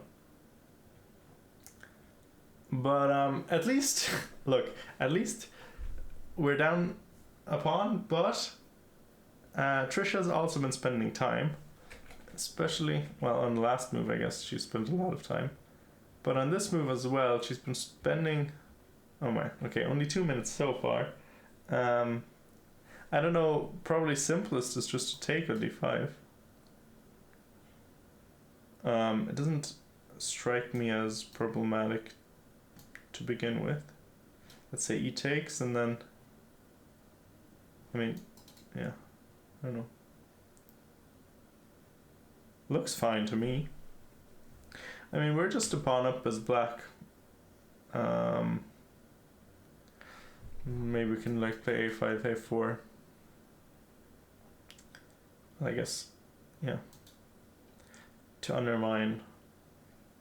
And our knights, I don't think it's really gonna, yeah, it's not really in any danger here, so I don't know. But okay, I mean, it's not too, oops, hold on. It's not too trivial, you know. At least white has some play on the king side maybe.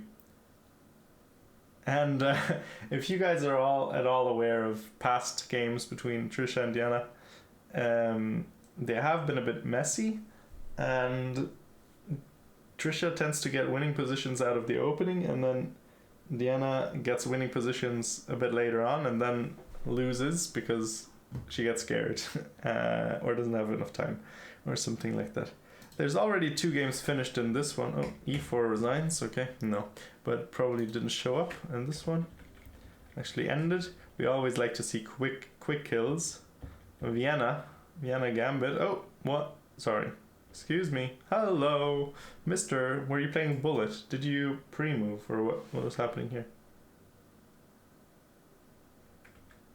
What is...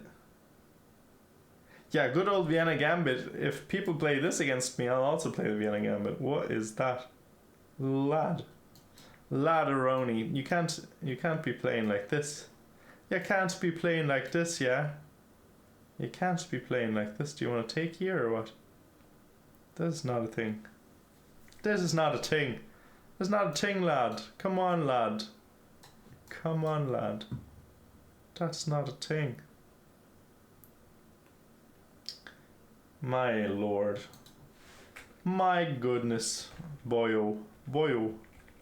What are you doing? What are you doing, lad? What are you doing?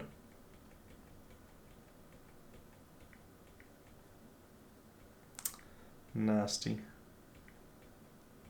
I should have just taken the bishop for insult to injury, you know?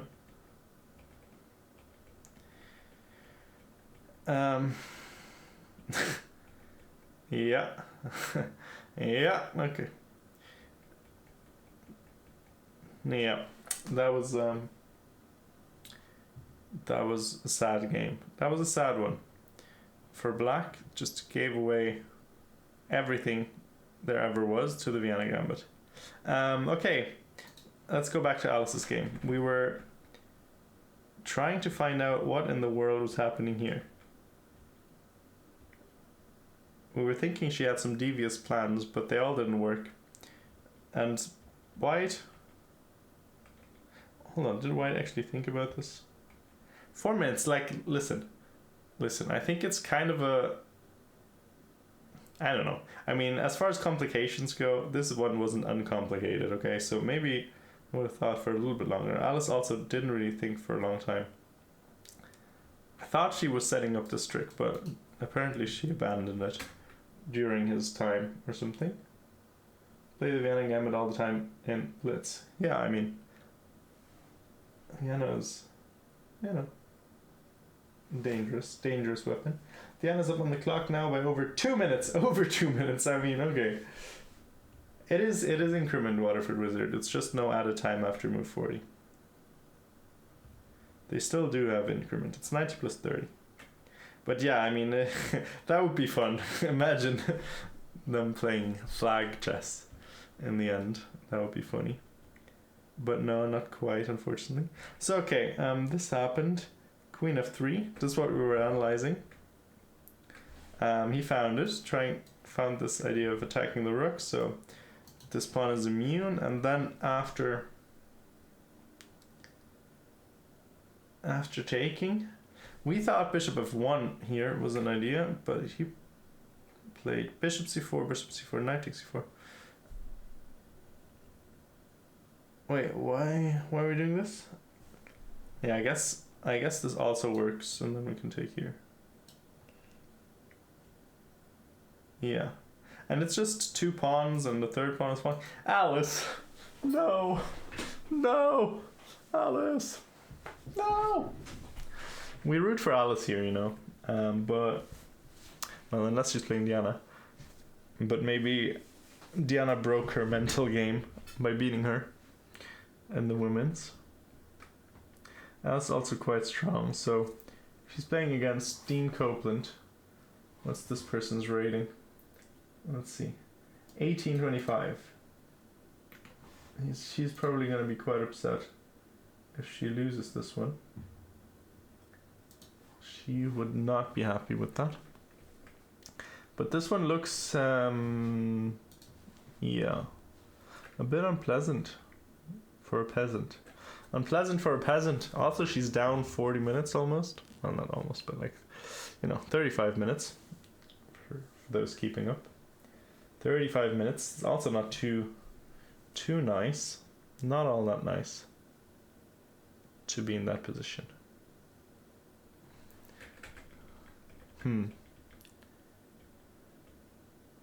She also had a good position here. We were thinking. Okay, I mean, first of all, this was interesting. I don't know if she was thinking about this too much. I mean, this also seems like a moment for a long think, this position. She thought for like 6 minutes, but I thought this was maybe something you think about it for a little bit longer. After queen takes e4 and rook e8, queen takes h7, king f8. It gets a bit complicated, but we didn't think white had more than a repetition there. We also looked at it slightly handicappedly because Lichess was bugging out on us, constantly not letting us move. But as far as calculation goes, we didn't really think that it was too terrible. Bishop to h4, so we didn't take the knight. So now the knight can just hop to its heart's content.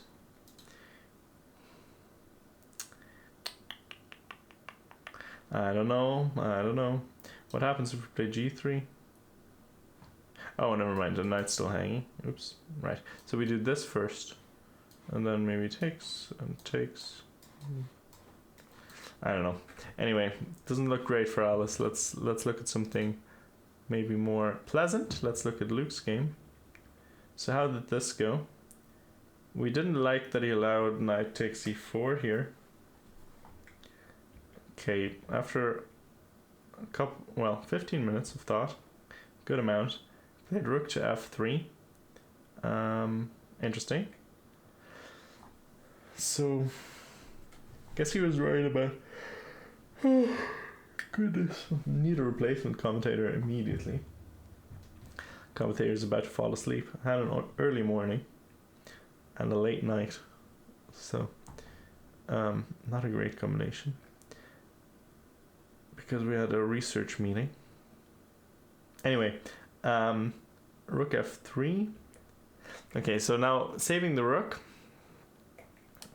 The weak choice, but probably okay, probably good.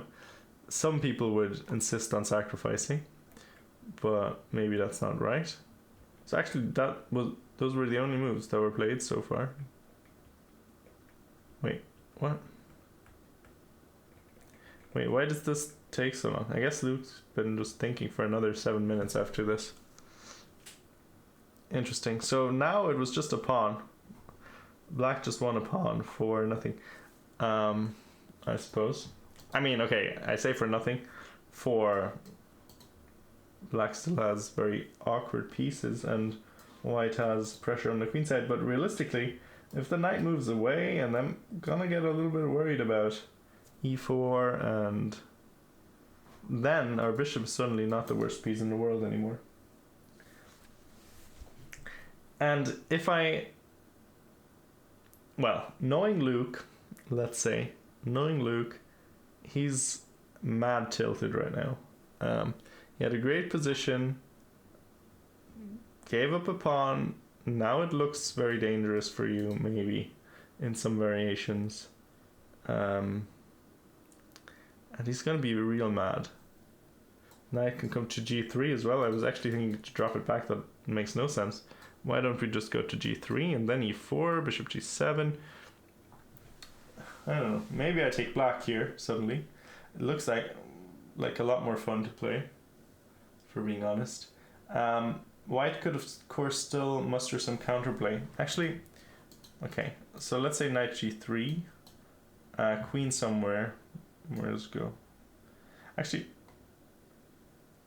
I don't know. Do we want to trade queens? Let's say queen e1 for now. let's pretend we don't trade for a second. Then black makes silly move. Is that a silly move? That's actually not a silly move. That doesn't qualify as a silly move. It's not silly enough. Let's say, well, no. What is a silly move? It's hard to make that bad of a move. Is e4 silly? No, e4 is definitely not silly. Okay, rook h8, let's say. Maybe we have something like this. And then this, and then we take, I don't know. No, probably none of this works. We're too slow. Maybe knight c4 first, and then we're threatening this. But of course, rook a8 makes no sense, so we're not going to be seeing that. Wait, so this is the position right now. And yeah, so we're going to see probably knight g3 and then e4.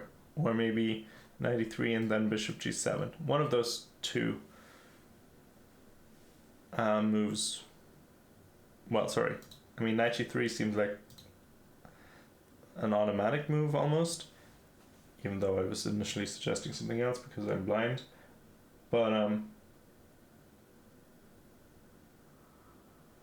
what really is silliness when you think about it? I think thinking about what silliness really is itself silliness. So that's actually true on so many levels, this statement. It doesn't sound like a truth claim, but it has truth value. Philosophically speaking. Okay.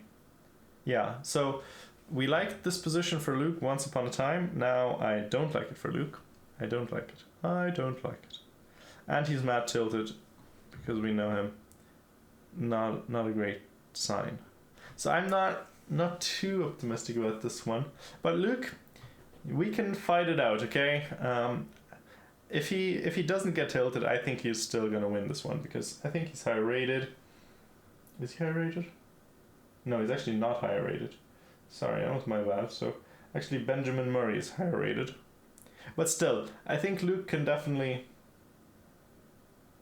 Wait, why is Luke 1879? That's not right, is it? We must have lost a lot of rating. Okay, anyway. What I was saying is... What was I saying? Oh, I was saying that... I think if Luke gets himself together, he's gonna win this game. Okay, knight f6 I don't like at all. Why didn't we go knight g3? That comes with tempo, it's a much better square. What is this knight doing here?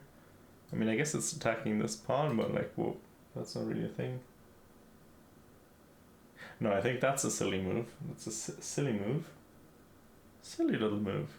I mean, I know I suggested it initially, but only because I didn't see that knight g3 was a move. Because, as I said, blindness was hitting me real hard. Reality hits you hard, bro. Anyway, yeah, that was not right. I'm sure it wasn't right. Let's go to Jason's game real quick. And this is over. We actually knew it was over. Alice's game. Ah, man, this also looks very over, doesn't it? This also looks very over. Alice is also going to be malding.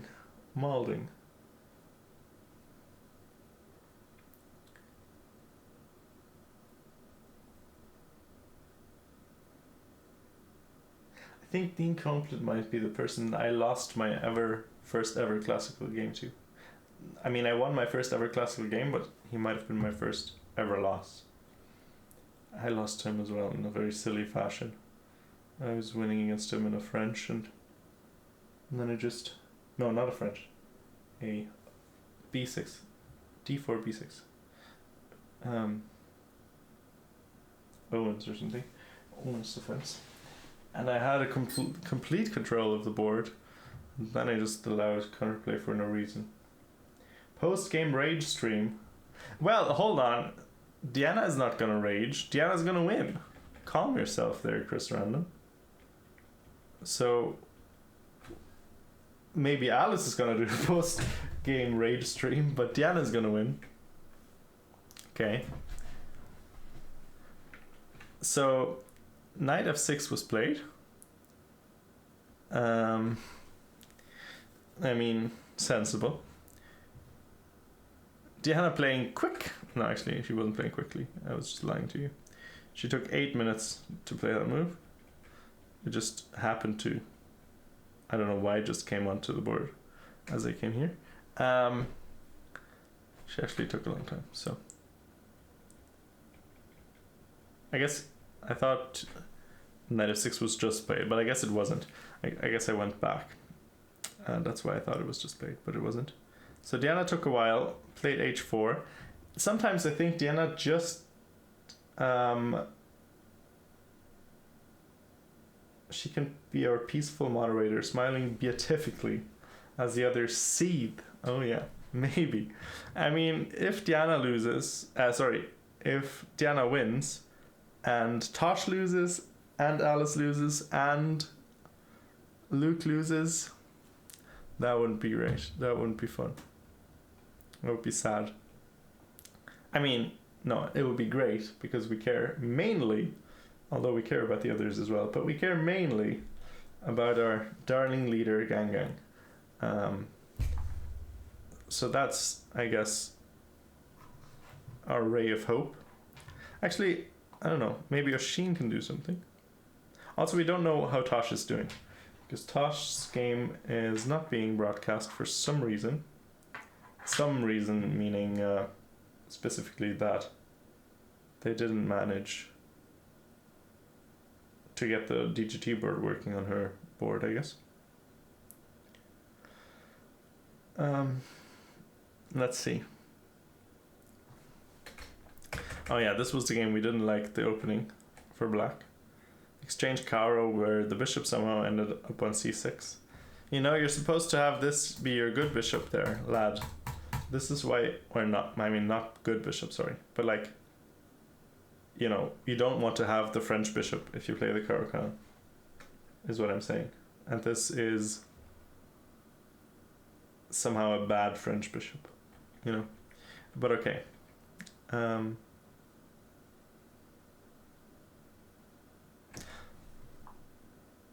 we're also not fully developed, and okay, I don't love it. But maybe, you know, problem is we're going to get hit by f4, and we're going to be... If this was a game against, let's say, 1900 or 2000 even, I would say that this is probably anyone's game, but against basically GM, I don't know if he's a GM where I am, but he's like 2500 almost. This position scares me against the GM level opponent, let's call him. I mean, any position, most positions, let's say, scare me against GM level opponents, but this could get into a right time scramble, and I would favor Mirza the Monster, as I called her earlier. Much her amusement. Mirza the Monster. She is a monster, isn't she? Yeah. Well, time scramble, let's see what the times are. Where's the game? I mean, yeah. I mean, I guess they have 25 minutes and 30 seconds increment for 20 moves. And on some level, that's a lot. And on some level, it's not a lot.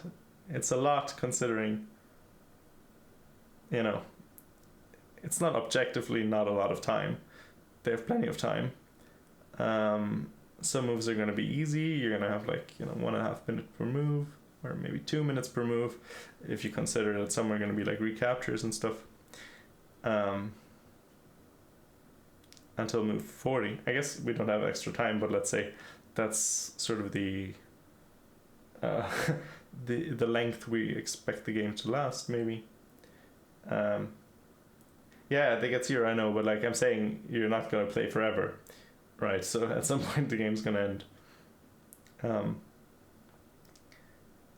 So we'll see. Yeah, could be getting down to it. Last time, I will say, that didn't turn out well for Diana, but we've practiced since, and we've done some lessons on thinking in critical situations, thinking in winning positions, and yeah, we hope that goes our way if that situation arises. Last time she had a winning position after she had a really terrible opening against Trisha, and then played a move like a scared move, a move that was kind of obviously wrong. She knew it was wrong, but it was like the safe quote unquote move that didn't sacrifice a pawn, even though the other one was winning. So I hope if she gets another chance like that, she'll take it. But I have some faith. And this position, I mean, we're down a pawn, but how bad is it really? Let's compare this to what we've had in that King's Indian position. At least here we have some activity. And Trisha recently hasn't been on form, let's say. And I think if you're not on form, also she's just had a tough Isle of Man tournament, where tough in the sense that, you're not expected to score many points against all the top players in the world, all the top female players in the world rather, but still maybe it does something to your confidence to lose a bunch in a big tournament like that. So we might catch her at a good time to fall prey to a Mirza sneak attack, lulling her into a false sense of security by giving up a pawn early, getting into a dodgy position, and then getting some decent initiative. Yeah, I don't know. I don't mind it. I mean, it looks difficult. It's not exactly clear what we're going for here with white. Like, what's our dream? Maybe we can do something like this at some point. Or I'm not sure. Diana playing now must be US times. It's not US times. It is, I guess it's like 10 Irish time right now. Or 10 to 10. They started at 7. Did they start at 7? 7 Irish time. So now it's 10 Irish time. Yeah, so 3 hours I guess we're in.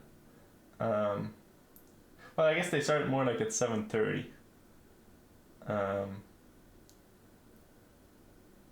There's Irish time instead of PST. Well, I don't know if there is Irish. I'm just calling it Irish time because it's in Ireland. I'm not sure if there's such a thing in name.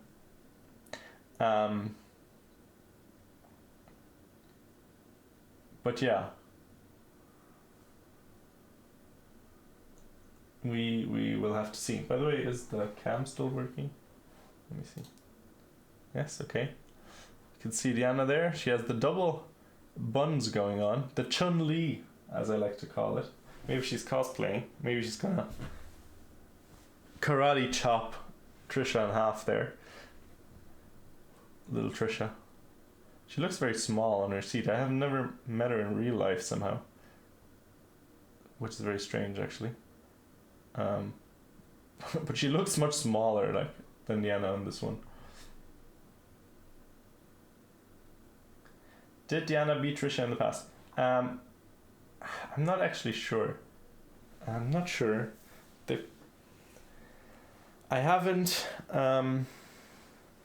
looked at their record against each other. She was definitely winning last time they played, and then she kind of messed it up in time trouble. No, but WFM, because in our heart she's GM, but then putting WFM there kind of,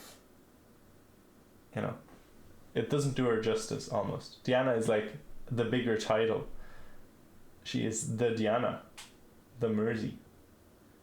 I should put Mersey Diana, like Mersey being the title. But the Diana. Maybe I should put the Diana. Maybe we're right about that one. I'll consider it for next time. We can ask her in the post-game interview.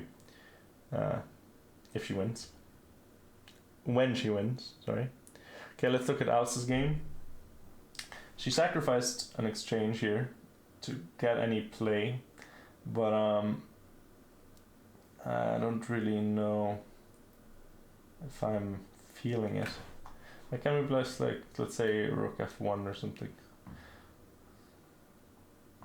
Just force some trades. I should play here. I don't know, queen.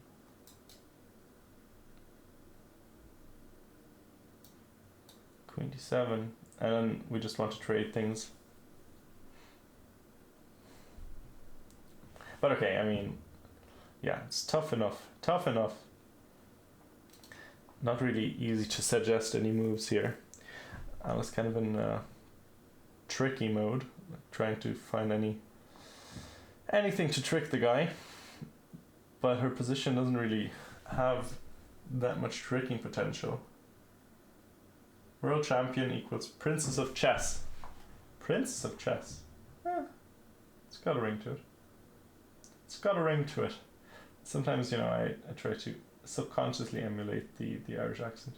I told this story the other day on stream, but I'm reading or listening to this audiobook that's narrated by an Irish person or someone with an Irish accent.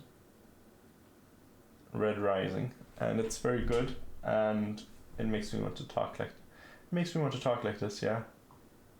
Makes me want to talk like this. My friend, can't we just get along? Anyway, that's my excuse for putting on silly accents. Okay, actually I'm kind of most interested in the Luke game.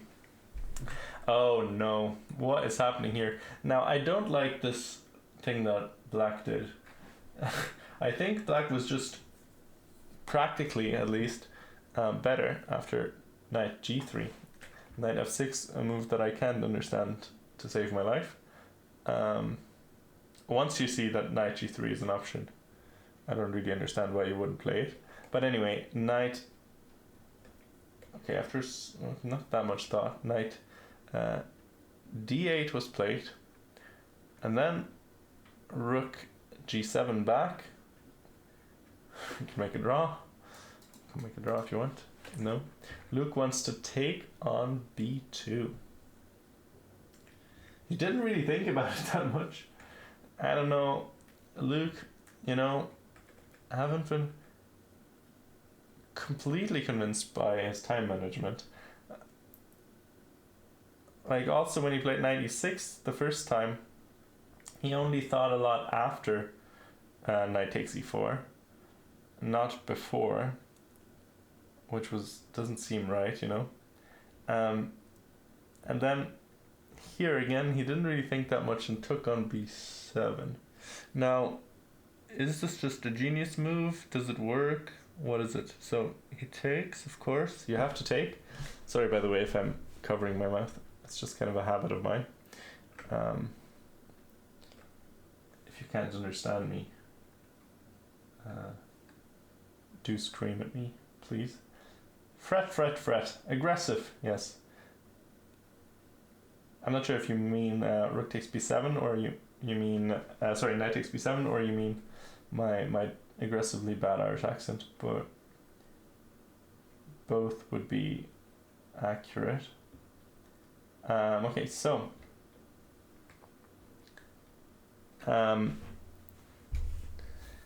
now where does the rook go? First of all, a7 would be reasonable on first glance, but then we maybe have this move, knight c8, rook a8.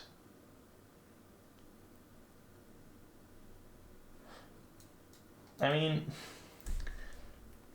it is just a piece, and that you sacrificed. And let's say you win the rook back at some point. Let's say the rook has to sacrifice itself at some point. But by that time, surely these pawns will have gotten going, this bishop will have activated. And It's trapped. Well, I mean, it's trapped, but you can always defend the knight. That's not really the biggest problem, I don't think. But I mean, also, it's not really actually trapped. But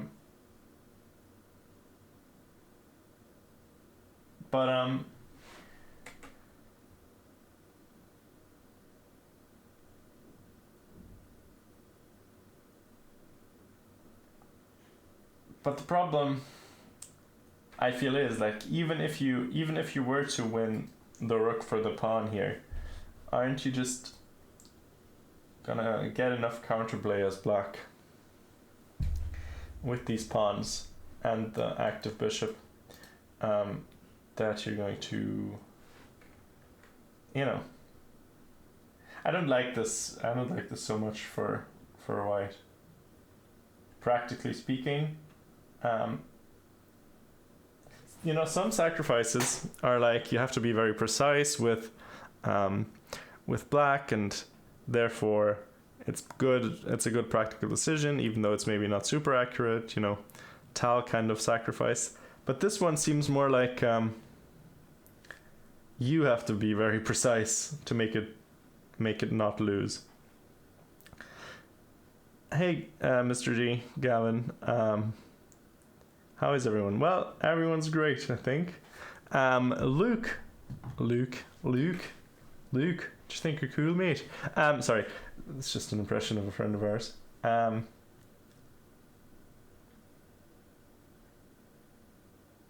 Is doing well. Well, is he? What do you think? Like, I'm not so sure if this is the greatest sacrifice I've ever seen.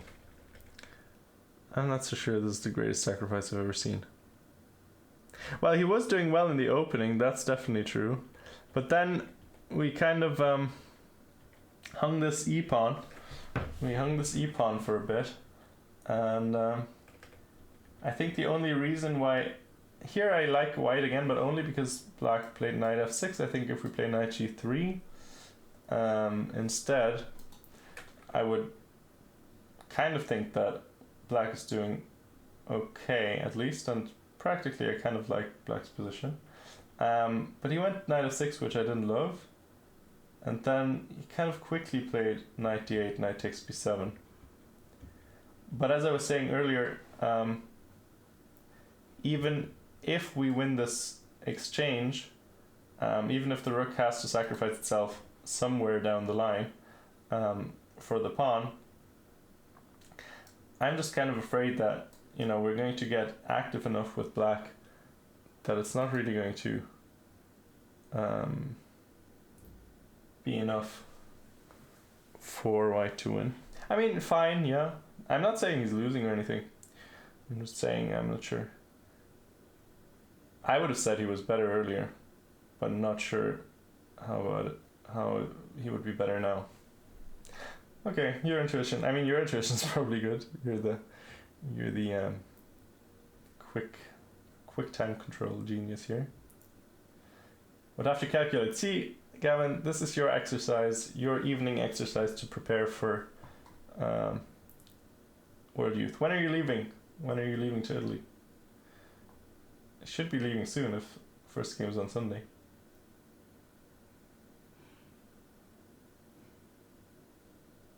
Leaving tomorrow. Okay, nice. Well, enjoy. Let's look at Diana's game. Jason won by now. I mean, yeah, quick game. Kind of a miniature. His opponent just... Oh, Monday morning first game. Okay, sure. So then you can totally... Gavin, you can totally play Bundesliga on Sunday. Come on. Yeah, so anyway... let's look at Diana's game. Kind of a mess. Earlier we blundered a pawn here.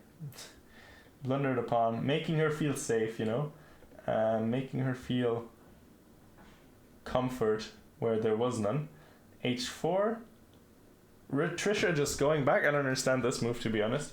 Why are we... Isn't this our best piece? Like, why are we moving it back? I guess maybe she wants to reroute to e5. But this is kind of playing scared, isn't it? Like, it feels like she's in a bit of a overly defensive mindset if she's playing knight c6 here. And now h5. Okay, you know, I like it. I like our chances. We could even think about doing something like this, you know. If lichas would actually work, you know, that would be nice. Like, what if we? Come on, lichas. Are we winning our pawn back? Kind of. Hello, lichas. Lichas. Hello. Okay. Are we winning our pawn back? Can we take here? Okay, we literally can't. Maybe we take on h6 first or something. Or d6. I don't know, but like, can we win our pawn back? That's my question. Okay, you guys understand what I'm saying, right? I don't need to put it on the board. Lichas is not letting us. But hey, fantastic. We're no longer down a pawn if we don't want to be. It's a choice now, you know? It was all a sacrifice, a temporary sacrifice of the pawn. We were never in any trouble to begin with. And this one, we're also a little bit ahead on time, and we like this a lot. Now, I think that's kind of an automatic move, almost. Well, actually, okay, I say that. Let's say... Oh, actually, no, this is even worse because I actually missed that we can play h6. So here, this would even be better if she doesn't take that. Now, like, I don't know, bishop goes to f8 probably because h8, then it's really trapped and doing nothing. So let's say bishop f8. Here we're not winning our pawn so easily, but it still looks nice. Oh, actually, we are winning our pawn, huh? Aren't we? So, okay. Maybe we're just winning our pawn back by force in all the variations. Brilliant. Here we're actually even just winning. So, yeah.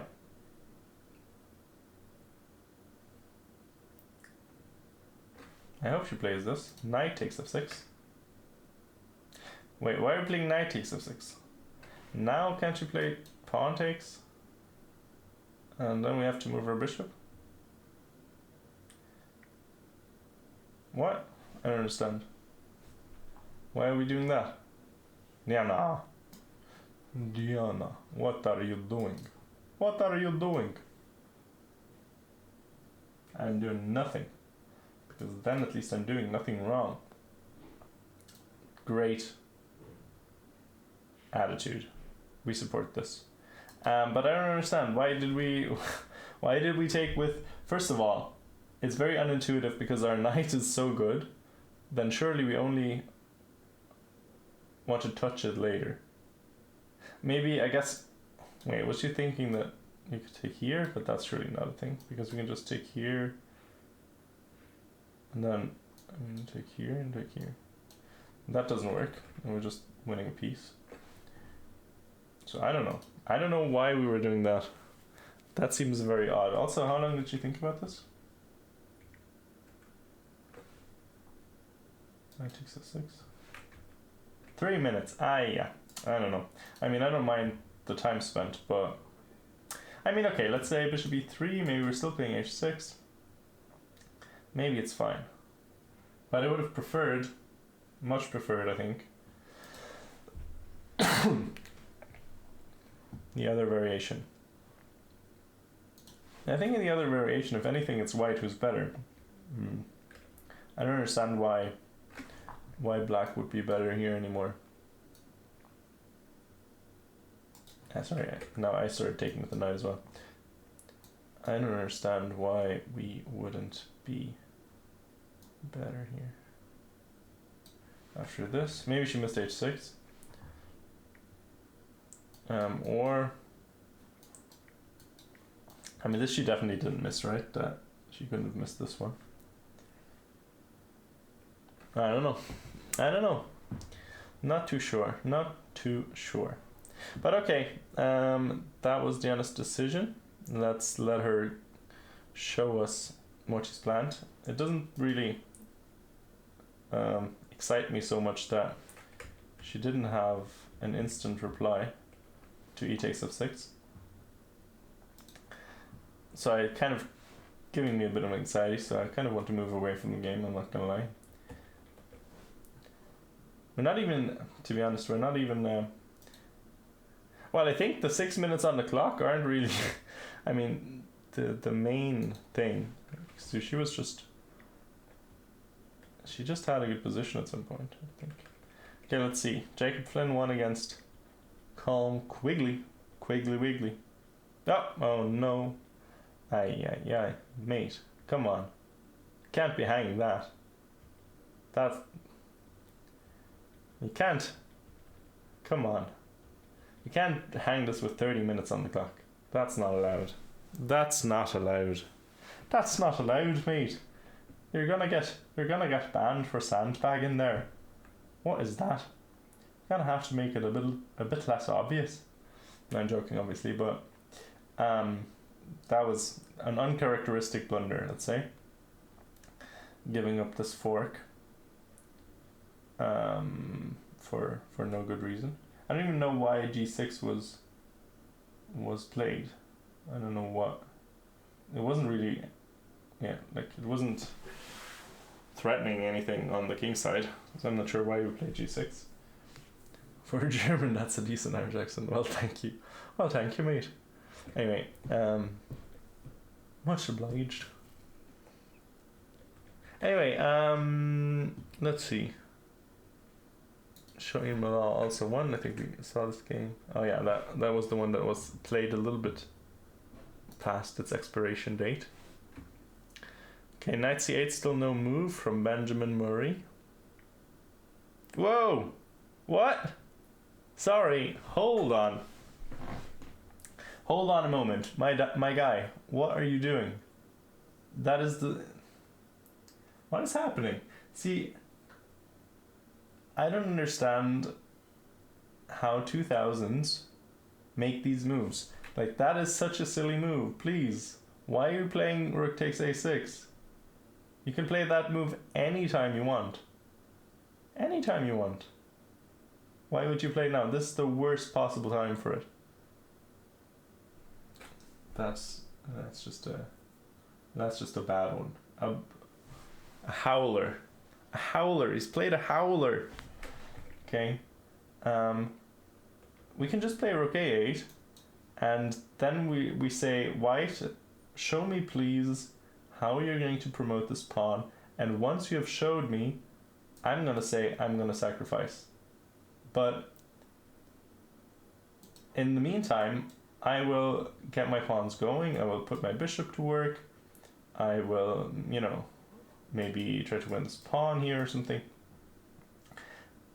But no, he just gives it up right away, completely unprovoked.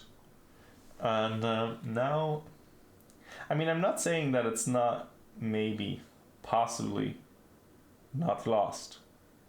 Although probably it is, because now even the rooks are so strong, because they don't really have any duty anymore. They don't have to support the pawn at all.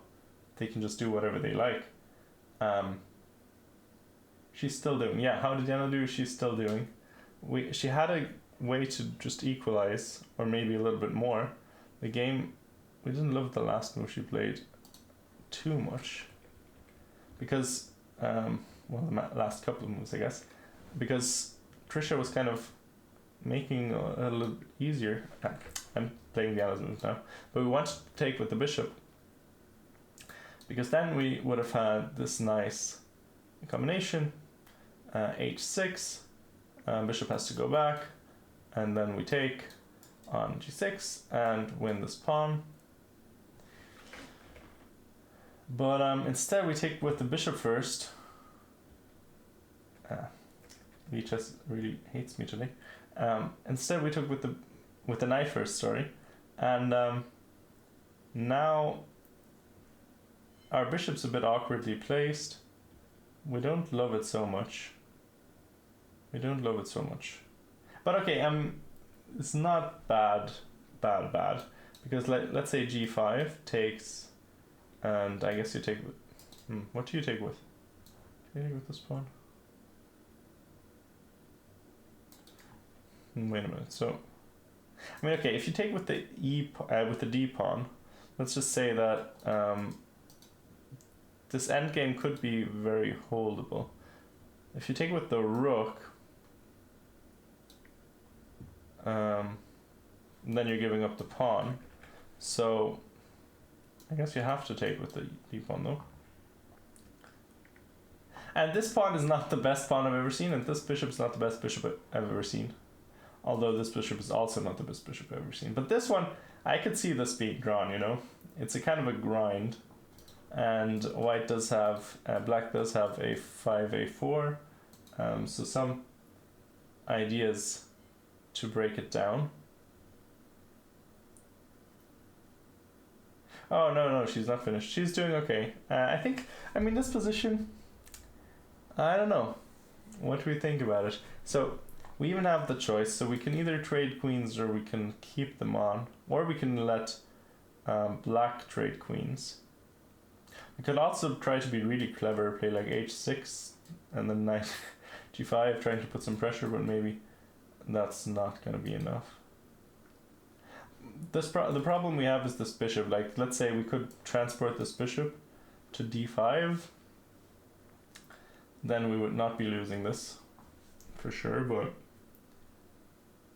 as is, it's a little bit more up in the air. We are down a pawn still.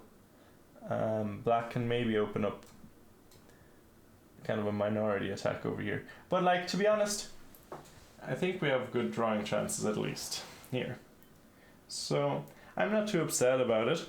I'm not too upset about our position. Okay, hold on. What was the... Wait, so what happened? Here. Oh, sorry. This was actually on the board. Let's make the main line. So this happened. This is the position. 14 minutes for both. Now, I don't think it makes a huge difference if you change queens or not. Because, like, there's not going to be an attack with both of these bishops being dreadful, but there's also not going to be an attack for white either. So I'm not sure really if it makes a gigantic difference if the queens are off or not. Maybe it's a bit simpler with the queens off, because the queens could harass a little bit on this side of the board. So maybe, and then I don't know.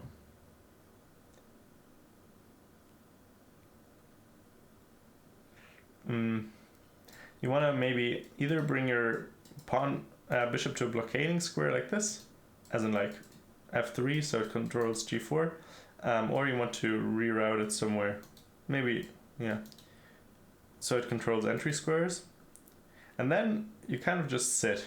Maybe you can even manage to get it onto like b1, if that's ever a good idea. I don't know. But probably that's not going to be possible so easily. I don't know, it's hard to think about this position. I would think that it's probably... Well, actually, I'm not sure. I would say it's very hard to break through with black. You don't really have an advantage. This bishop is just as bad as this bishop. And this bishop is not that great either. The only thing I'm a little bit worried about is like everything on the queen side being traded off, and then you're down 2 pawns, and then you're going to get kind of squeezed in an endgame because black also has more space. So you're going to have to be careful about holding on to your queen side, which is going to be not the easiest task of all time, but probably possible objectively. Diana's Romanian. Well, she's Irish, but her parents are Romanian. But she's Irish. My voice is already suffering. It's only day 1, game 1. I don't know how I'm supposed to survive this. Okay, let's take a quick look at some other games. Let's look at Alice's game. Maybe she's doing some miracles. I'm sorry for her. It's very annoying, and yeah, her opponent just trading off, and now, I mean, you can probably just take and then sacrifice your rook if you have to, if you really want to. But of course you won't do that. It's not necessary. Okay, the king is running. We're trying to checkmate. What's happening?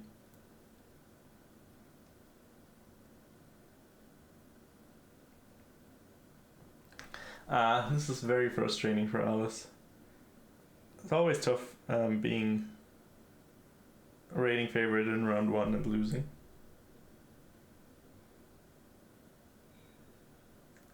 No, she's not Romanian with Irish citizenship. She's just Irish.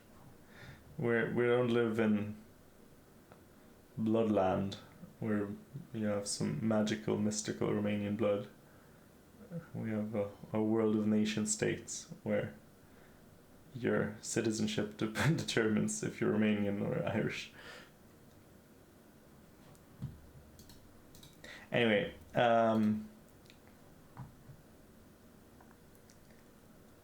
let's see how Luke's doing. His opponent gave him a bit of a gift.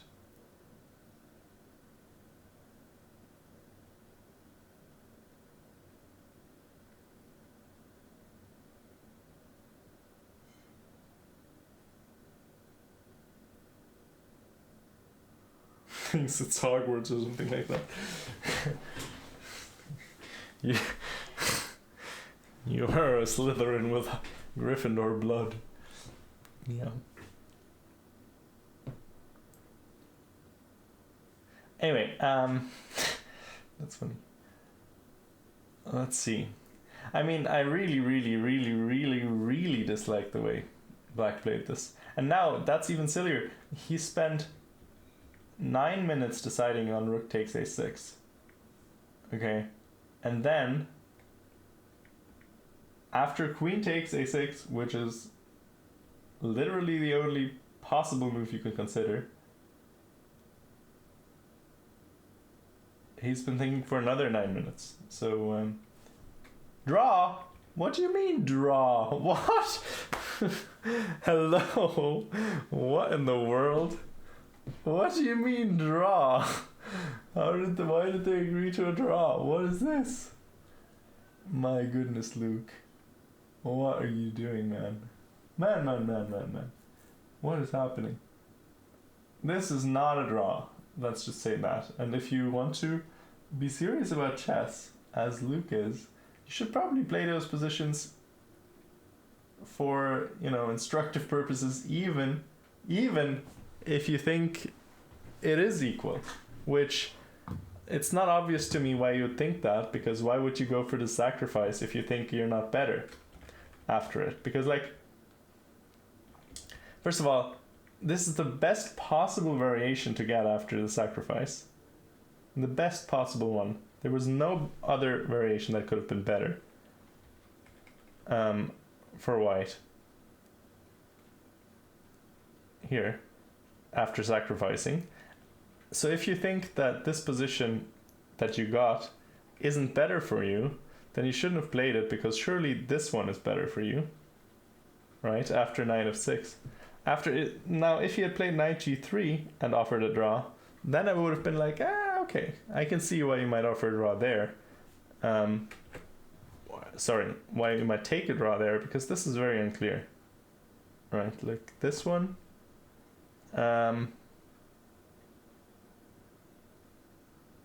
If you really care about your tournament performance, then I'm like, okay, sure.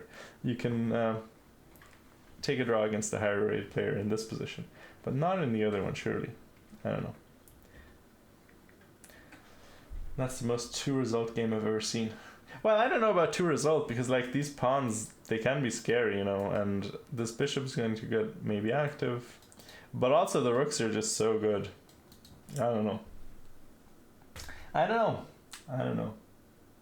They must both hate chess if they draw this. I'm gonna take a photo of this and send it to Luke.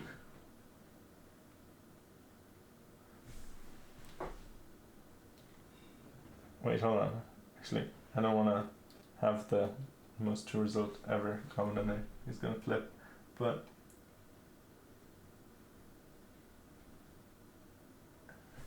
anyway, but yeah, I don't know about this decision by Luke there to take a draw. Game theoretically doesn't seem optimal, doesn't seem sensible. Okay, Tarun won his game. Let's see how that went. It's kind of a maneuvering type of position. Wait, so white just eventually cracked. See, this is, I think, what happens if you play, or like, you know, when there's a stronger player. This position, you are kind of in a very annoying pin that is hard to give up, but like, maybe you shouldn't just give it up for the lulz, because this is like very clearly just lost. Maybe you should at least try to hang on. So yeah, this didn't go too well for the guy, and eventually he resigned. Kind of an early resignation as well. Amicable man trying to go home early, get some sleep. Can definitely relate to that one. Maybe Diana should just offer a draw. Maybe Alice should just offer a draw. Maybe her opponent takes it as well. Who knows? Maybe her opponent's also scared. I mean, he is 4 points of material up, but like, you know, you never know. I'm joking, of course, but also, listen to me. Listen. How about bishop f6, a5, rook b, well, no, not rook b, bishop f6, a5, rook, well, no, not that either. Shit, can't even engineer it. Can't even, I wanted the rook to somehow slither in here, you know, and give mate, but it's too much. Too much. Black has a passed b pawn, yes. And it's almost queening, you know, it's one step away from queening. Yeah. No, unfortunately, Alice is gonna lose. That's sad. Our friend Alice. Wait a minute, Diana! Oi, oi, oi, that's terrible technique. We can't let this happen. That's the worst thing you could do. Move the queen.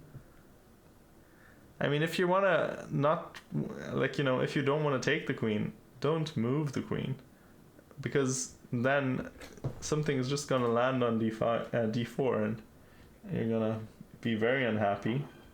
Yeah, this is probably lost now. I don't see how you're holding this one, especially because you can't even play 93. Well, maybe you can, but probably not. Actually, you can, but actually, can you? Hold on. So, let's say random move. I don't know this. Can we play 93? Is that a thing?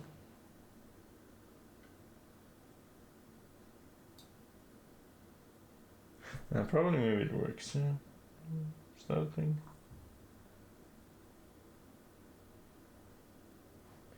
And takes, and we're protecting this pawn. If we take here, do we get enough counterplay?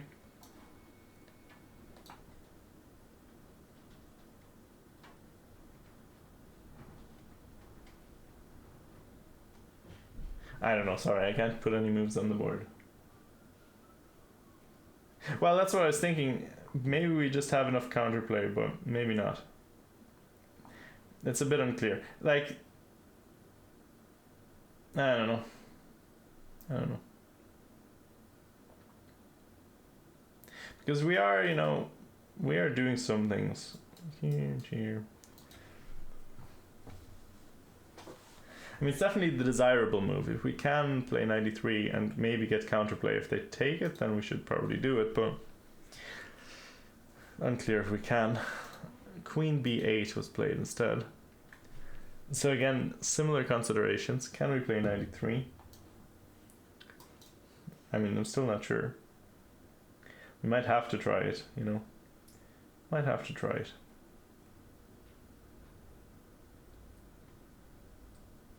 because the thing is now we're actually just lost if we don't do anything, because we have to block this square. Otherwise, what are we doing? Because black is gonna go here, it's gonna go here, it's gonna go here, and then we're going to have to take at some point or give up the d file. But if that happens, we're lost, because then the pawn is just too strong.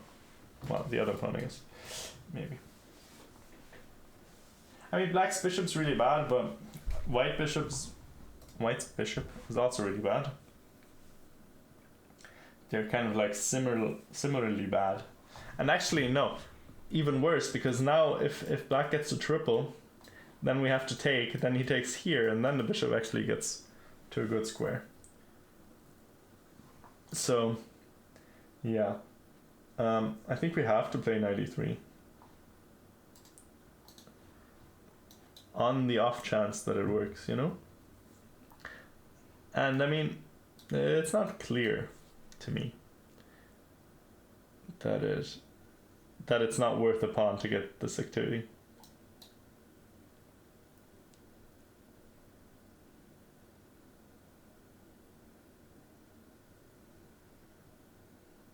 Actually, the thing I'm worried about is, though, after rook d7, if we'd actually be allowed to make a move. There you go. So after rook d7, can the rook just go back? Is the question. If it can, then we done goofed. But do we have anything here?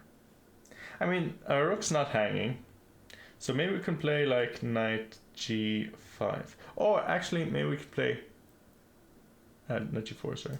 We could play h6, be clever about it. h6 takes and then knight g4. Can we do that? Okay, with tempo sacrifice more things. And then try to like come on here. Oh, actually, no, hold on. Even better. Actually, whoa. This one. Whoa. Oh, maybe we're winning here in this position. Maybe we're winning in this position. Yeah. Queen, yeah, good point. Queen h5, good point. Stumbled on it accidentally. I was just thinking h6, knight g4, but actually that doesn't really do much. But queen h5 is nice. So that's clever. So what's she gonna do? Knight d8. I think you have to bite the bullet, because you're just gonna suffer and lose if you're not gonna take that pawn. I don't really understand why we didn't trade off queens. Then we at least, I mean, to be honest, well, the thing is, it's not as bad to lose control over the d file, because then we can just put our bishop on f3, and then we don't need to move anything. We can just put all our pieces on good squares, and then we don't really need to ever fight against this this rook on d4 too hard.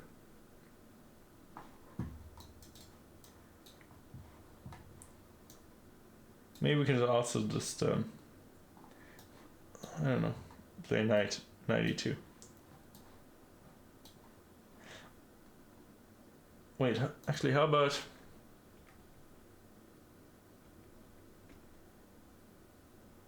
Now our queen is here. What if we move our queen instead? Maybe we can do that. Are we in time? Wait. Lee Chess, can you stop, please? Okay, I mean, we can't do it now after we played knight of 1, but let's say here. Let's say we play queen e3. I don't know, rook d8. And then knight e2. Is this a thing we can do?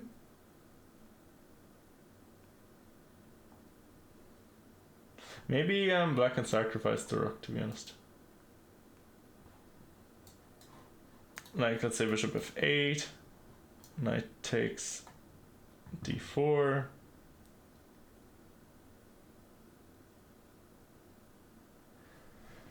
Maybe. Hello, Lichess. Hello, Lichess. Hello.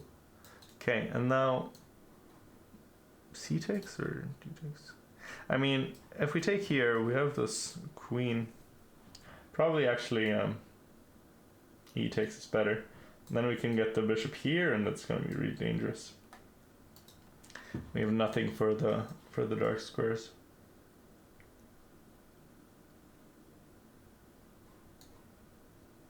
Yeah. Okay, I mean this could be an interesting exchange stack as well. Because like white's pieces are all very, very passive. Bishop can sit here and then you can sort of play anywhere on the board you want. Knight g3, oh no, we're going back. Oh no, I don't know about this one. Oh, well, okay, listen, it is time trouble. And she's like, Trisha, figure it out. Girl, come on. We're gonna do this a couple tempi down. I'm not a big fan of knight f1, knight, knight f1, knight g3. But okay, what can you do? Time trouble is tough. It's tough. Alice lost, unfortunately. Yeah, that's very annoying.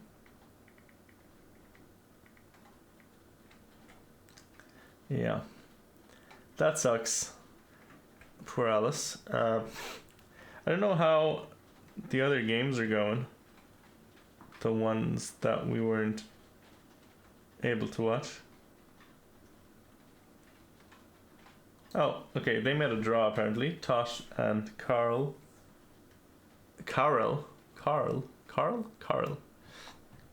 At first I thought it was just Carl, but it's Carl. Actually a very famous singer of like children's music is named Carl, German one. Fun fact, Karel Gott, Carol God, which is an interesting last name, isn't it? God. Okay, I don't know, what can we still play queen e3? I think we have to just play quickly at this point. Queen e3, knight e2. It's our only option really for play. I'm not in, I don't love it, but I don't really see what we're gonna do if they triple up. So queen c2, queen c2 instead. Okay, I was a bit worried about this because yeah, I guess it still works the same way. I guess it doesn't make a huge difference. Maybe it's even better because then we, if black stacks exchange, it doesn't come with an attack on the queen. Maybe that's better variation. I kind of wanted to keep an eye on the e4 pawn, but I guess it's not strictly necessary. It's not strictly necessary. I think we can play queen e2 and knight e2 anyway. Because takes is not possible because we can always take and win the queen and the rook, like a full queen.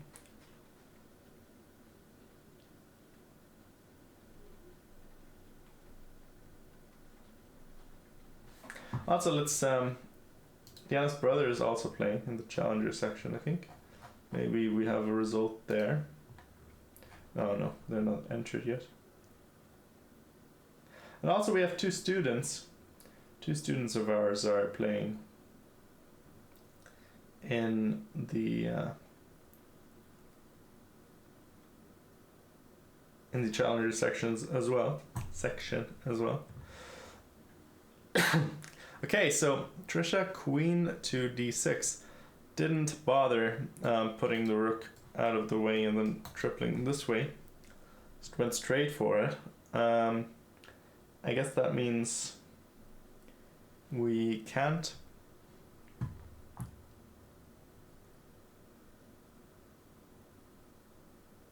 Oh. I guess that means we can't play knight e2, so we have to play either bishop f1 to protect the rook, or take. And I mean, I would play bishop f1 because we don't want to take. Pretty sure we don't want to take. If I know anything, then it is that we don't want to take, because e takes, and then I think this is very nasty. It's even more nasty now because our knight's hanging. What do we even do here? Queen here. Queen d3. I mean, you could conceivably try this. Okay, but bishop f1 played, okay. We're not... Whoa. Can Lee just stop it, please? Please. So bishop f1. The problem now is we still can't play knight e2 because that would hang our rook. So we're just like chilling. It's like we don't have a single move, but does black have a single move? Is the question we're asking to Trisha right now. And the answer is unclear. The answer is a bit unclear. I mean, okay, to be honest, the answer is probably yes. There is definitely something that black can do. I cannot imagine this being an objective draw. But at the same time, Trisha has 5 minutes, and you never know what happens. I'm gonna eat some chocolate pudding because my voice is getting very raspy, and I'm tired, and I need nourishment. Nourishment, very nice word. Nourishment for the soul. Because Luke, I mean, okay, Luke didn't lose, Tosh didn't lose, but none of our friends won. So that's sad news. Should have, I guess it was up to me. It was all up to me to win, but I couldn't make it to the tournament, unfortunately, because I have a research project on, and I can't miss too many days.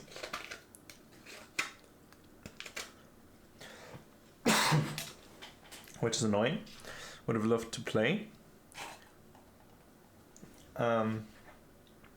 Okay, queen to a6.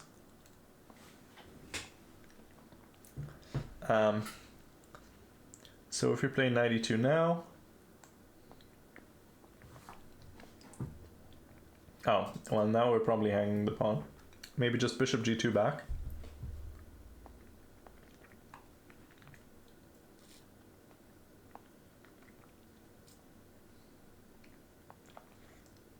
What are we researching?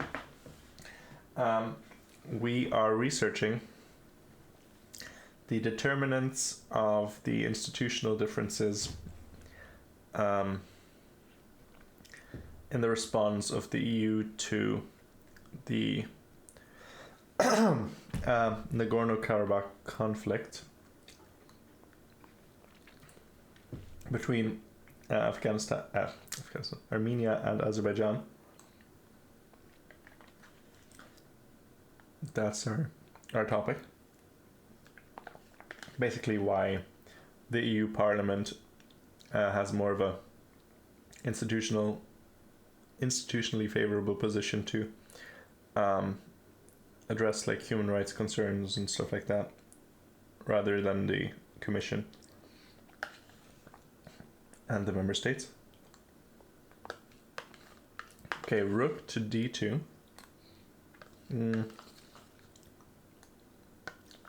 Okay. Well, I think... I don't know. So, I mean, maybe this is sometimes a thing for black.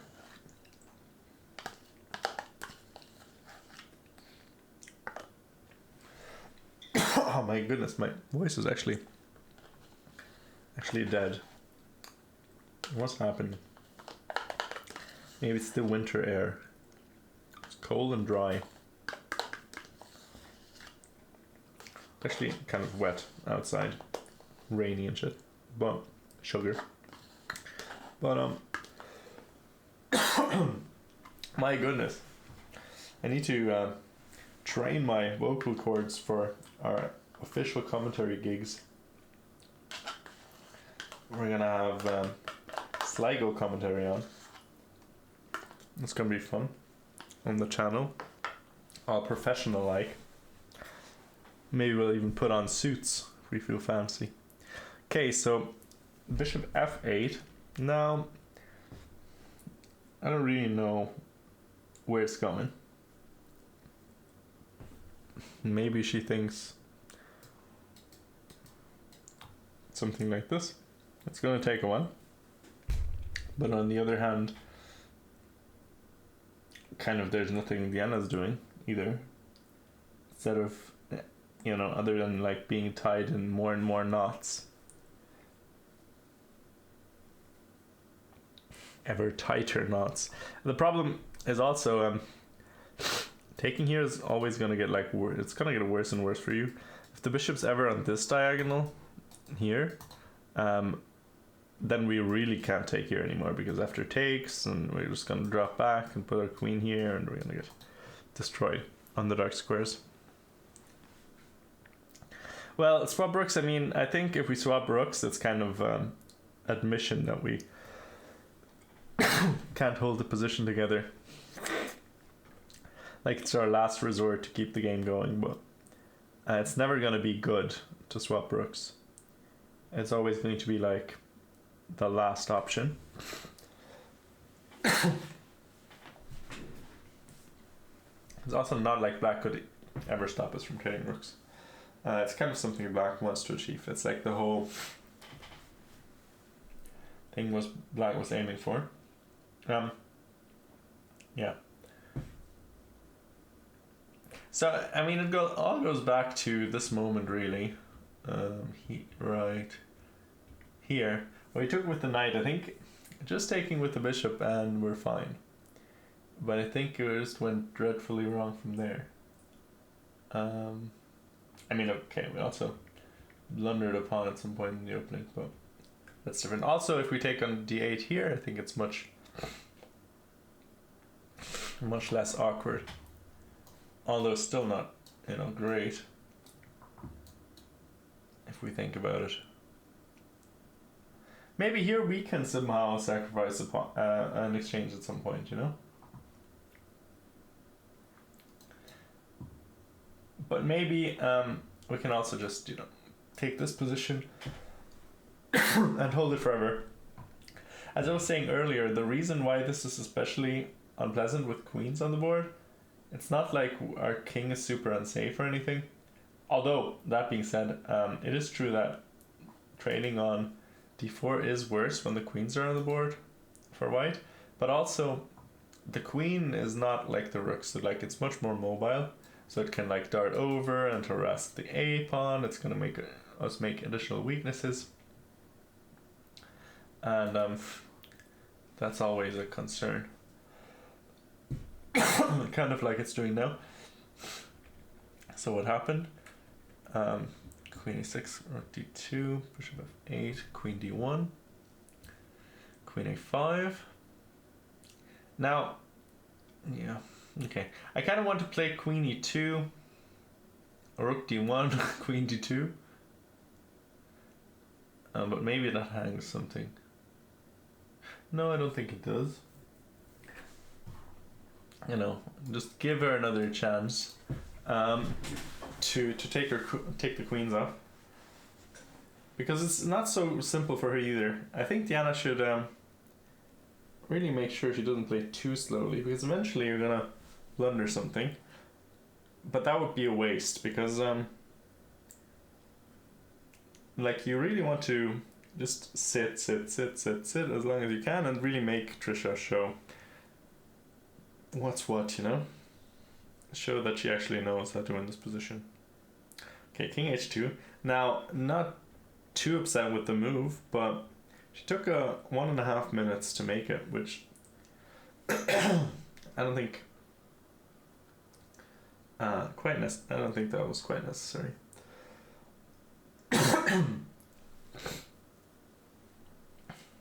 Yeah, I don't think that was strictly necessary.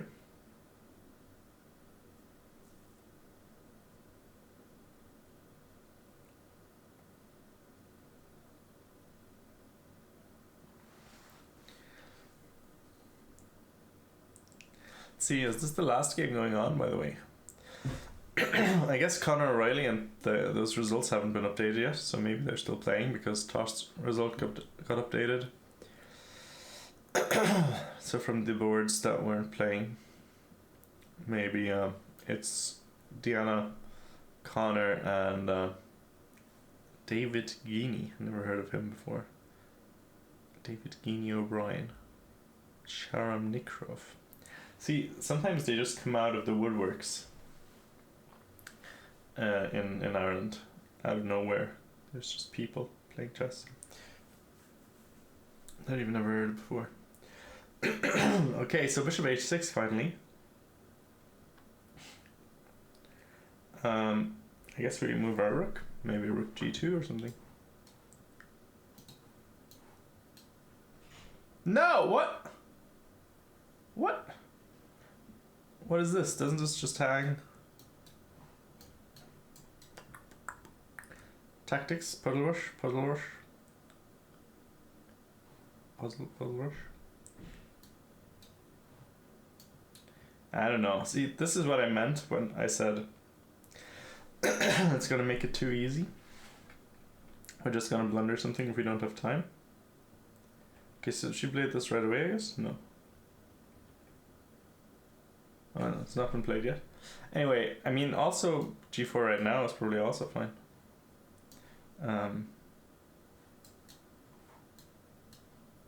I mean, I don't know. Because this is just a full rook, like, this rook just isn't defended.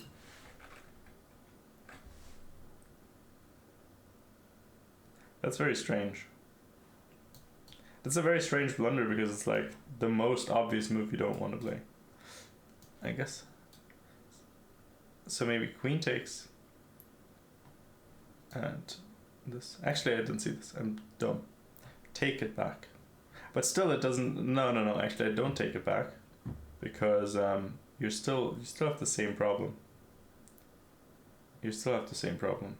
You can't go do this because now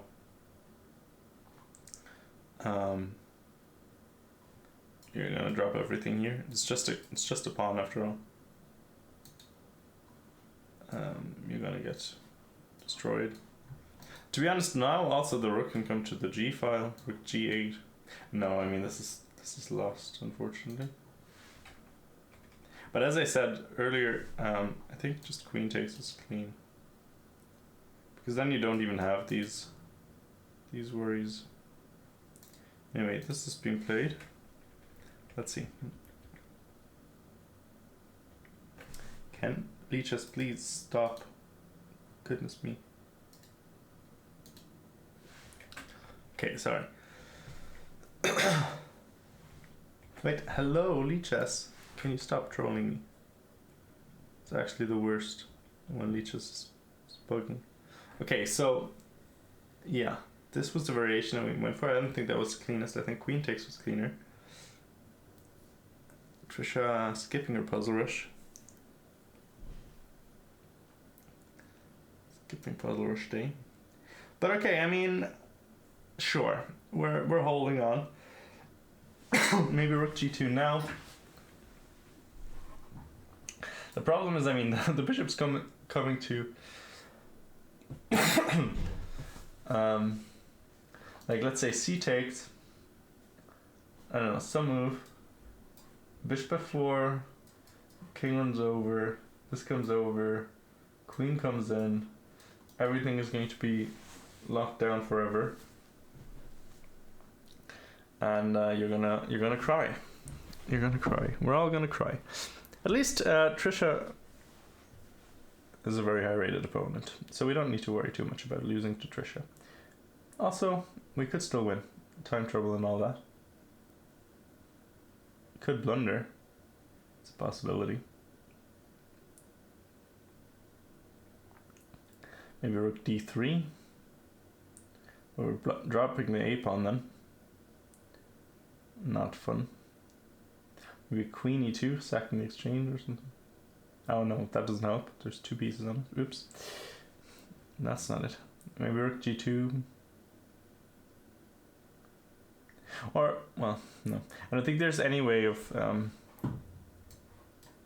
because let's say rook g2, you can have just play d3, and this pawn is just kind of running. By kind of, I mean it just is doing that. Okay, e takes. Let's play. Let's see what she responds with. It's really unfortunate. Like we had it, we had it, you know. We practically had it. It's just one move that would have, you know. I mean, it's not the game isn't over from there, of course, but you're in a good position then. You don't have to worry about being worse. There's still a lot of play left, and I think you had Diana had a slightly more comfortable position there. If we look at bishop takes, oh my goodness, I hate this. This is very annoying. I hope this is not going to be like this the whole time, because I'm gonna be tilted over the, I don't know, across the universe if this keeps happening. It's literally impossible to analyze anything.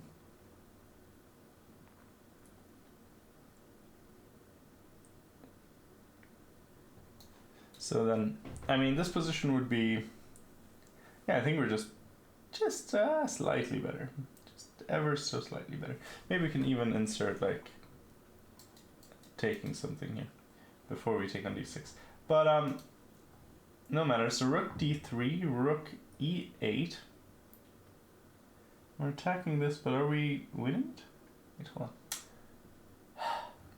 Lichess. Just stop it, Lichess. Just stop it, Lichess. Lichadoro. Okay, so we played bishop to g2. Wait a minute, so why are we defending our a pawn? Like, this is not hanging, is it? So we could have just played like queen e2 first, and then bishop g2. I mean, maybe we're just getting crushed anyway. But maybe that puts a bit more resistance. Bishop g2, now we're dropping this, and now I'm a little bit skeptical of why we did that. Maybe she wants to play queen e2 now. No, but then we hang another pawn here. That's not gonna work. That's not gonna work. I don't know what could work here. Ooh, knight to e2. Okay. I mean, you know, this is just, she's just playing for Trisha to blunder something. I think she just wants queen g3 and then, you know, some checks here, some trickiness. It doesn't even work because, actually, you know, some trickiness. There's no shame in losing to it, I found. But maybe we're gonna win. No, that's clean. Clean move from Trisha. C2. Very nice. Okay, so now, I mean, the problem is now we can't do this. Can we? We can try it, you know. Queen 3. Queen takes e2 here.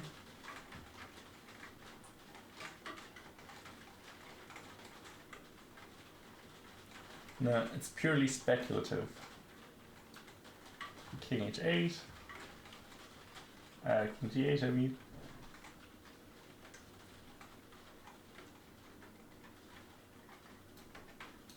And here.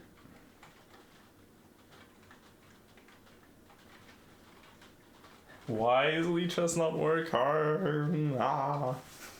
It's really giving me an aneurysm. So now this, and then bishop g5, and then we have queen takes f6.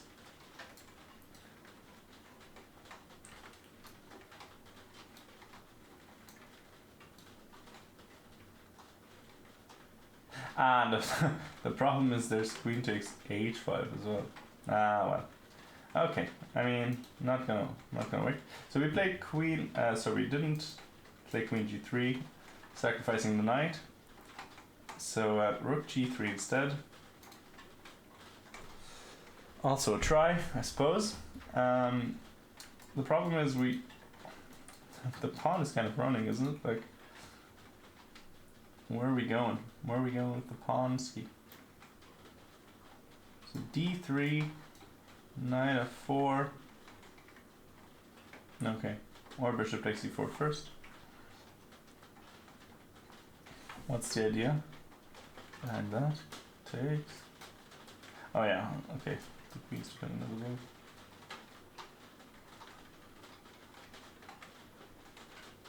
Yeah, okay. I mean, I guess that's that's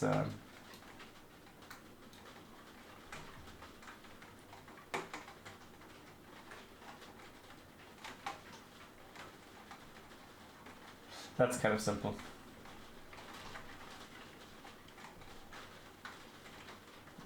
Because it just trades everything off, and then we can say we lost in an endgame, and we need to trade some endgames. And that's the reason. That's where it all went wrong. Knight c1, knight d3. I mean, okay. Tosh Queen, hello. I saw you made a draw. Tosh, we need to talk about.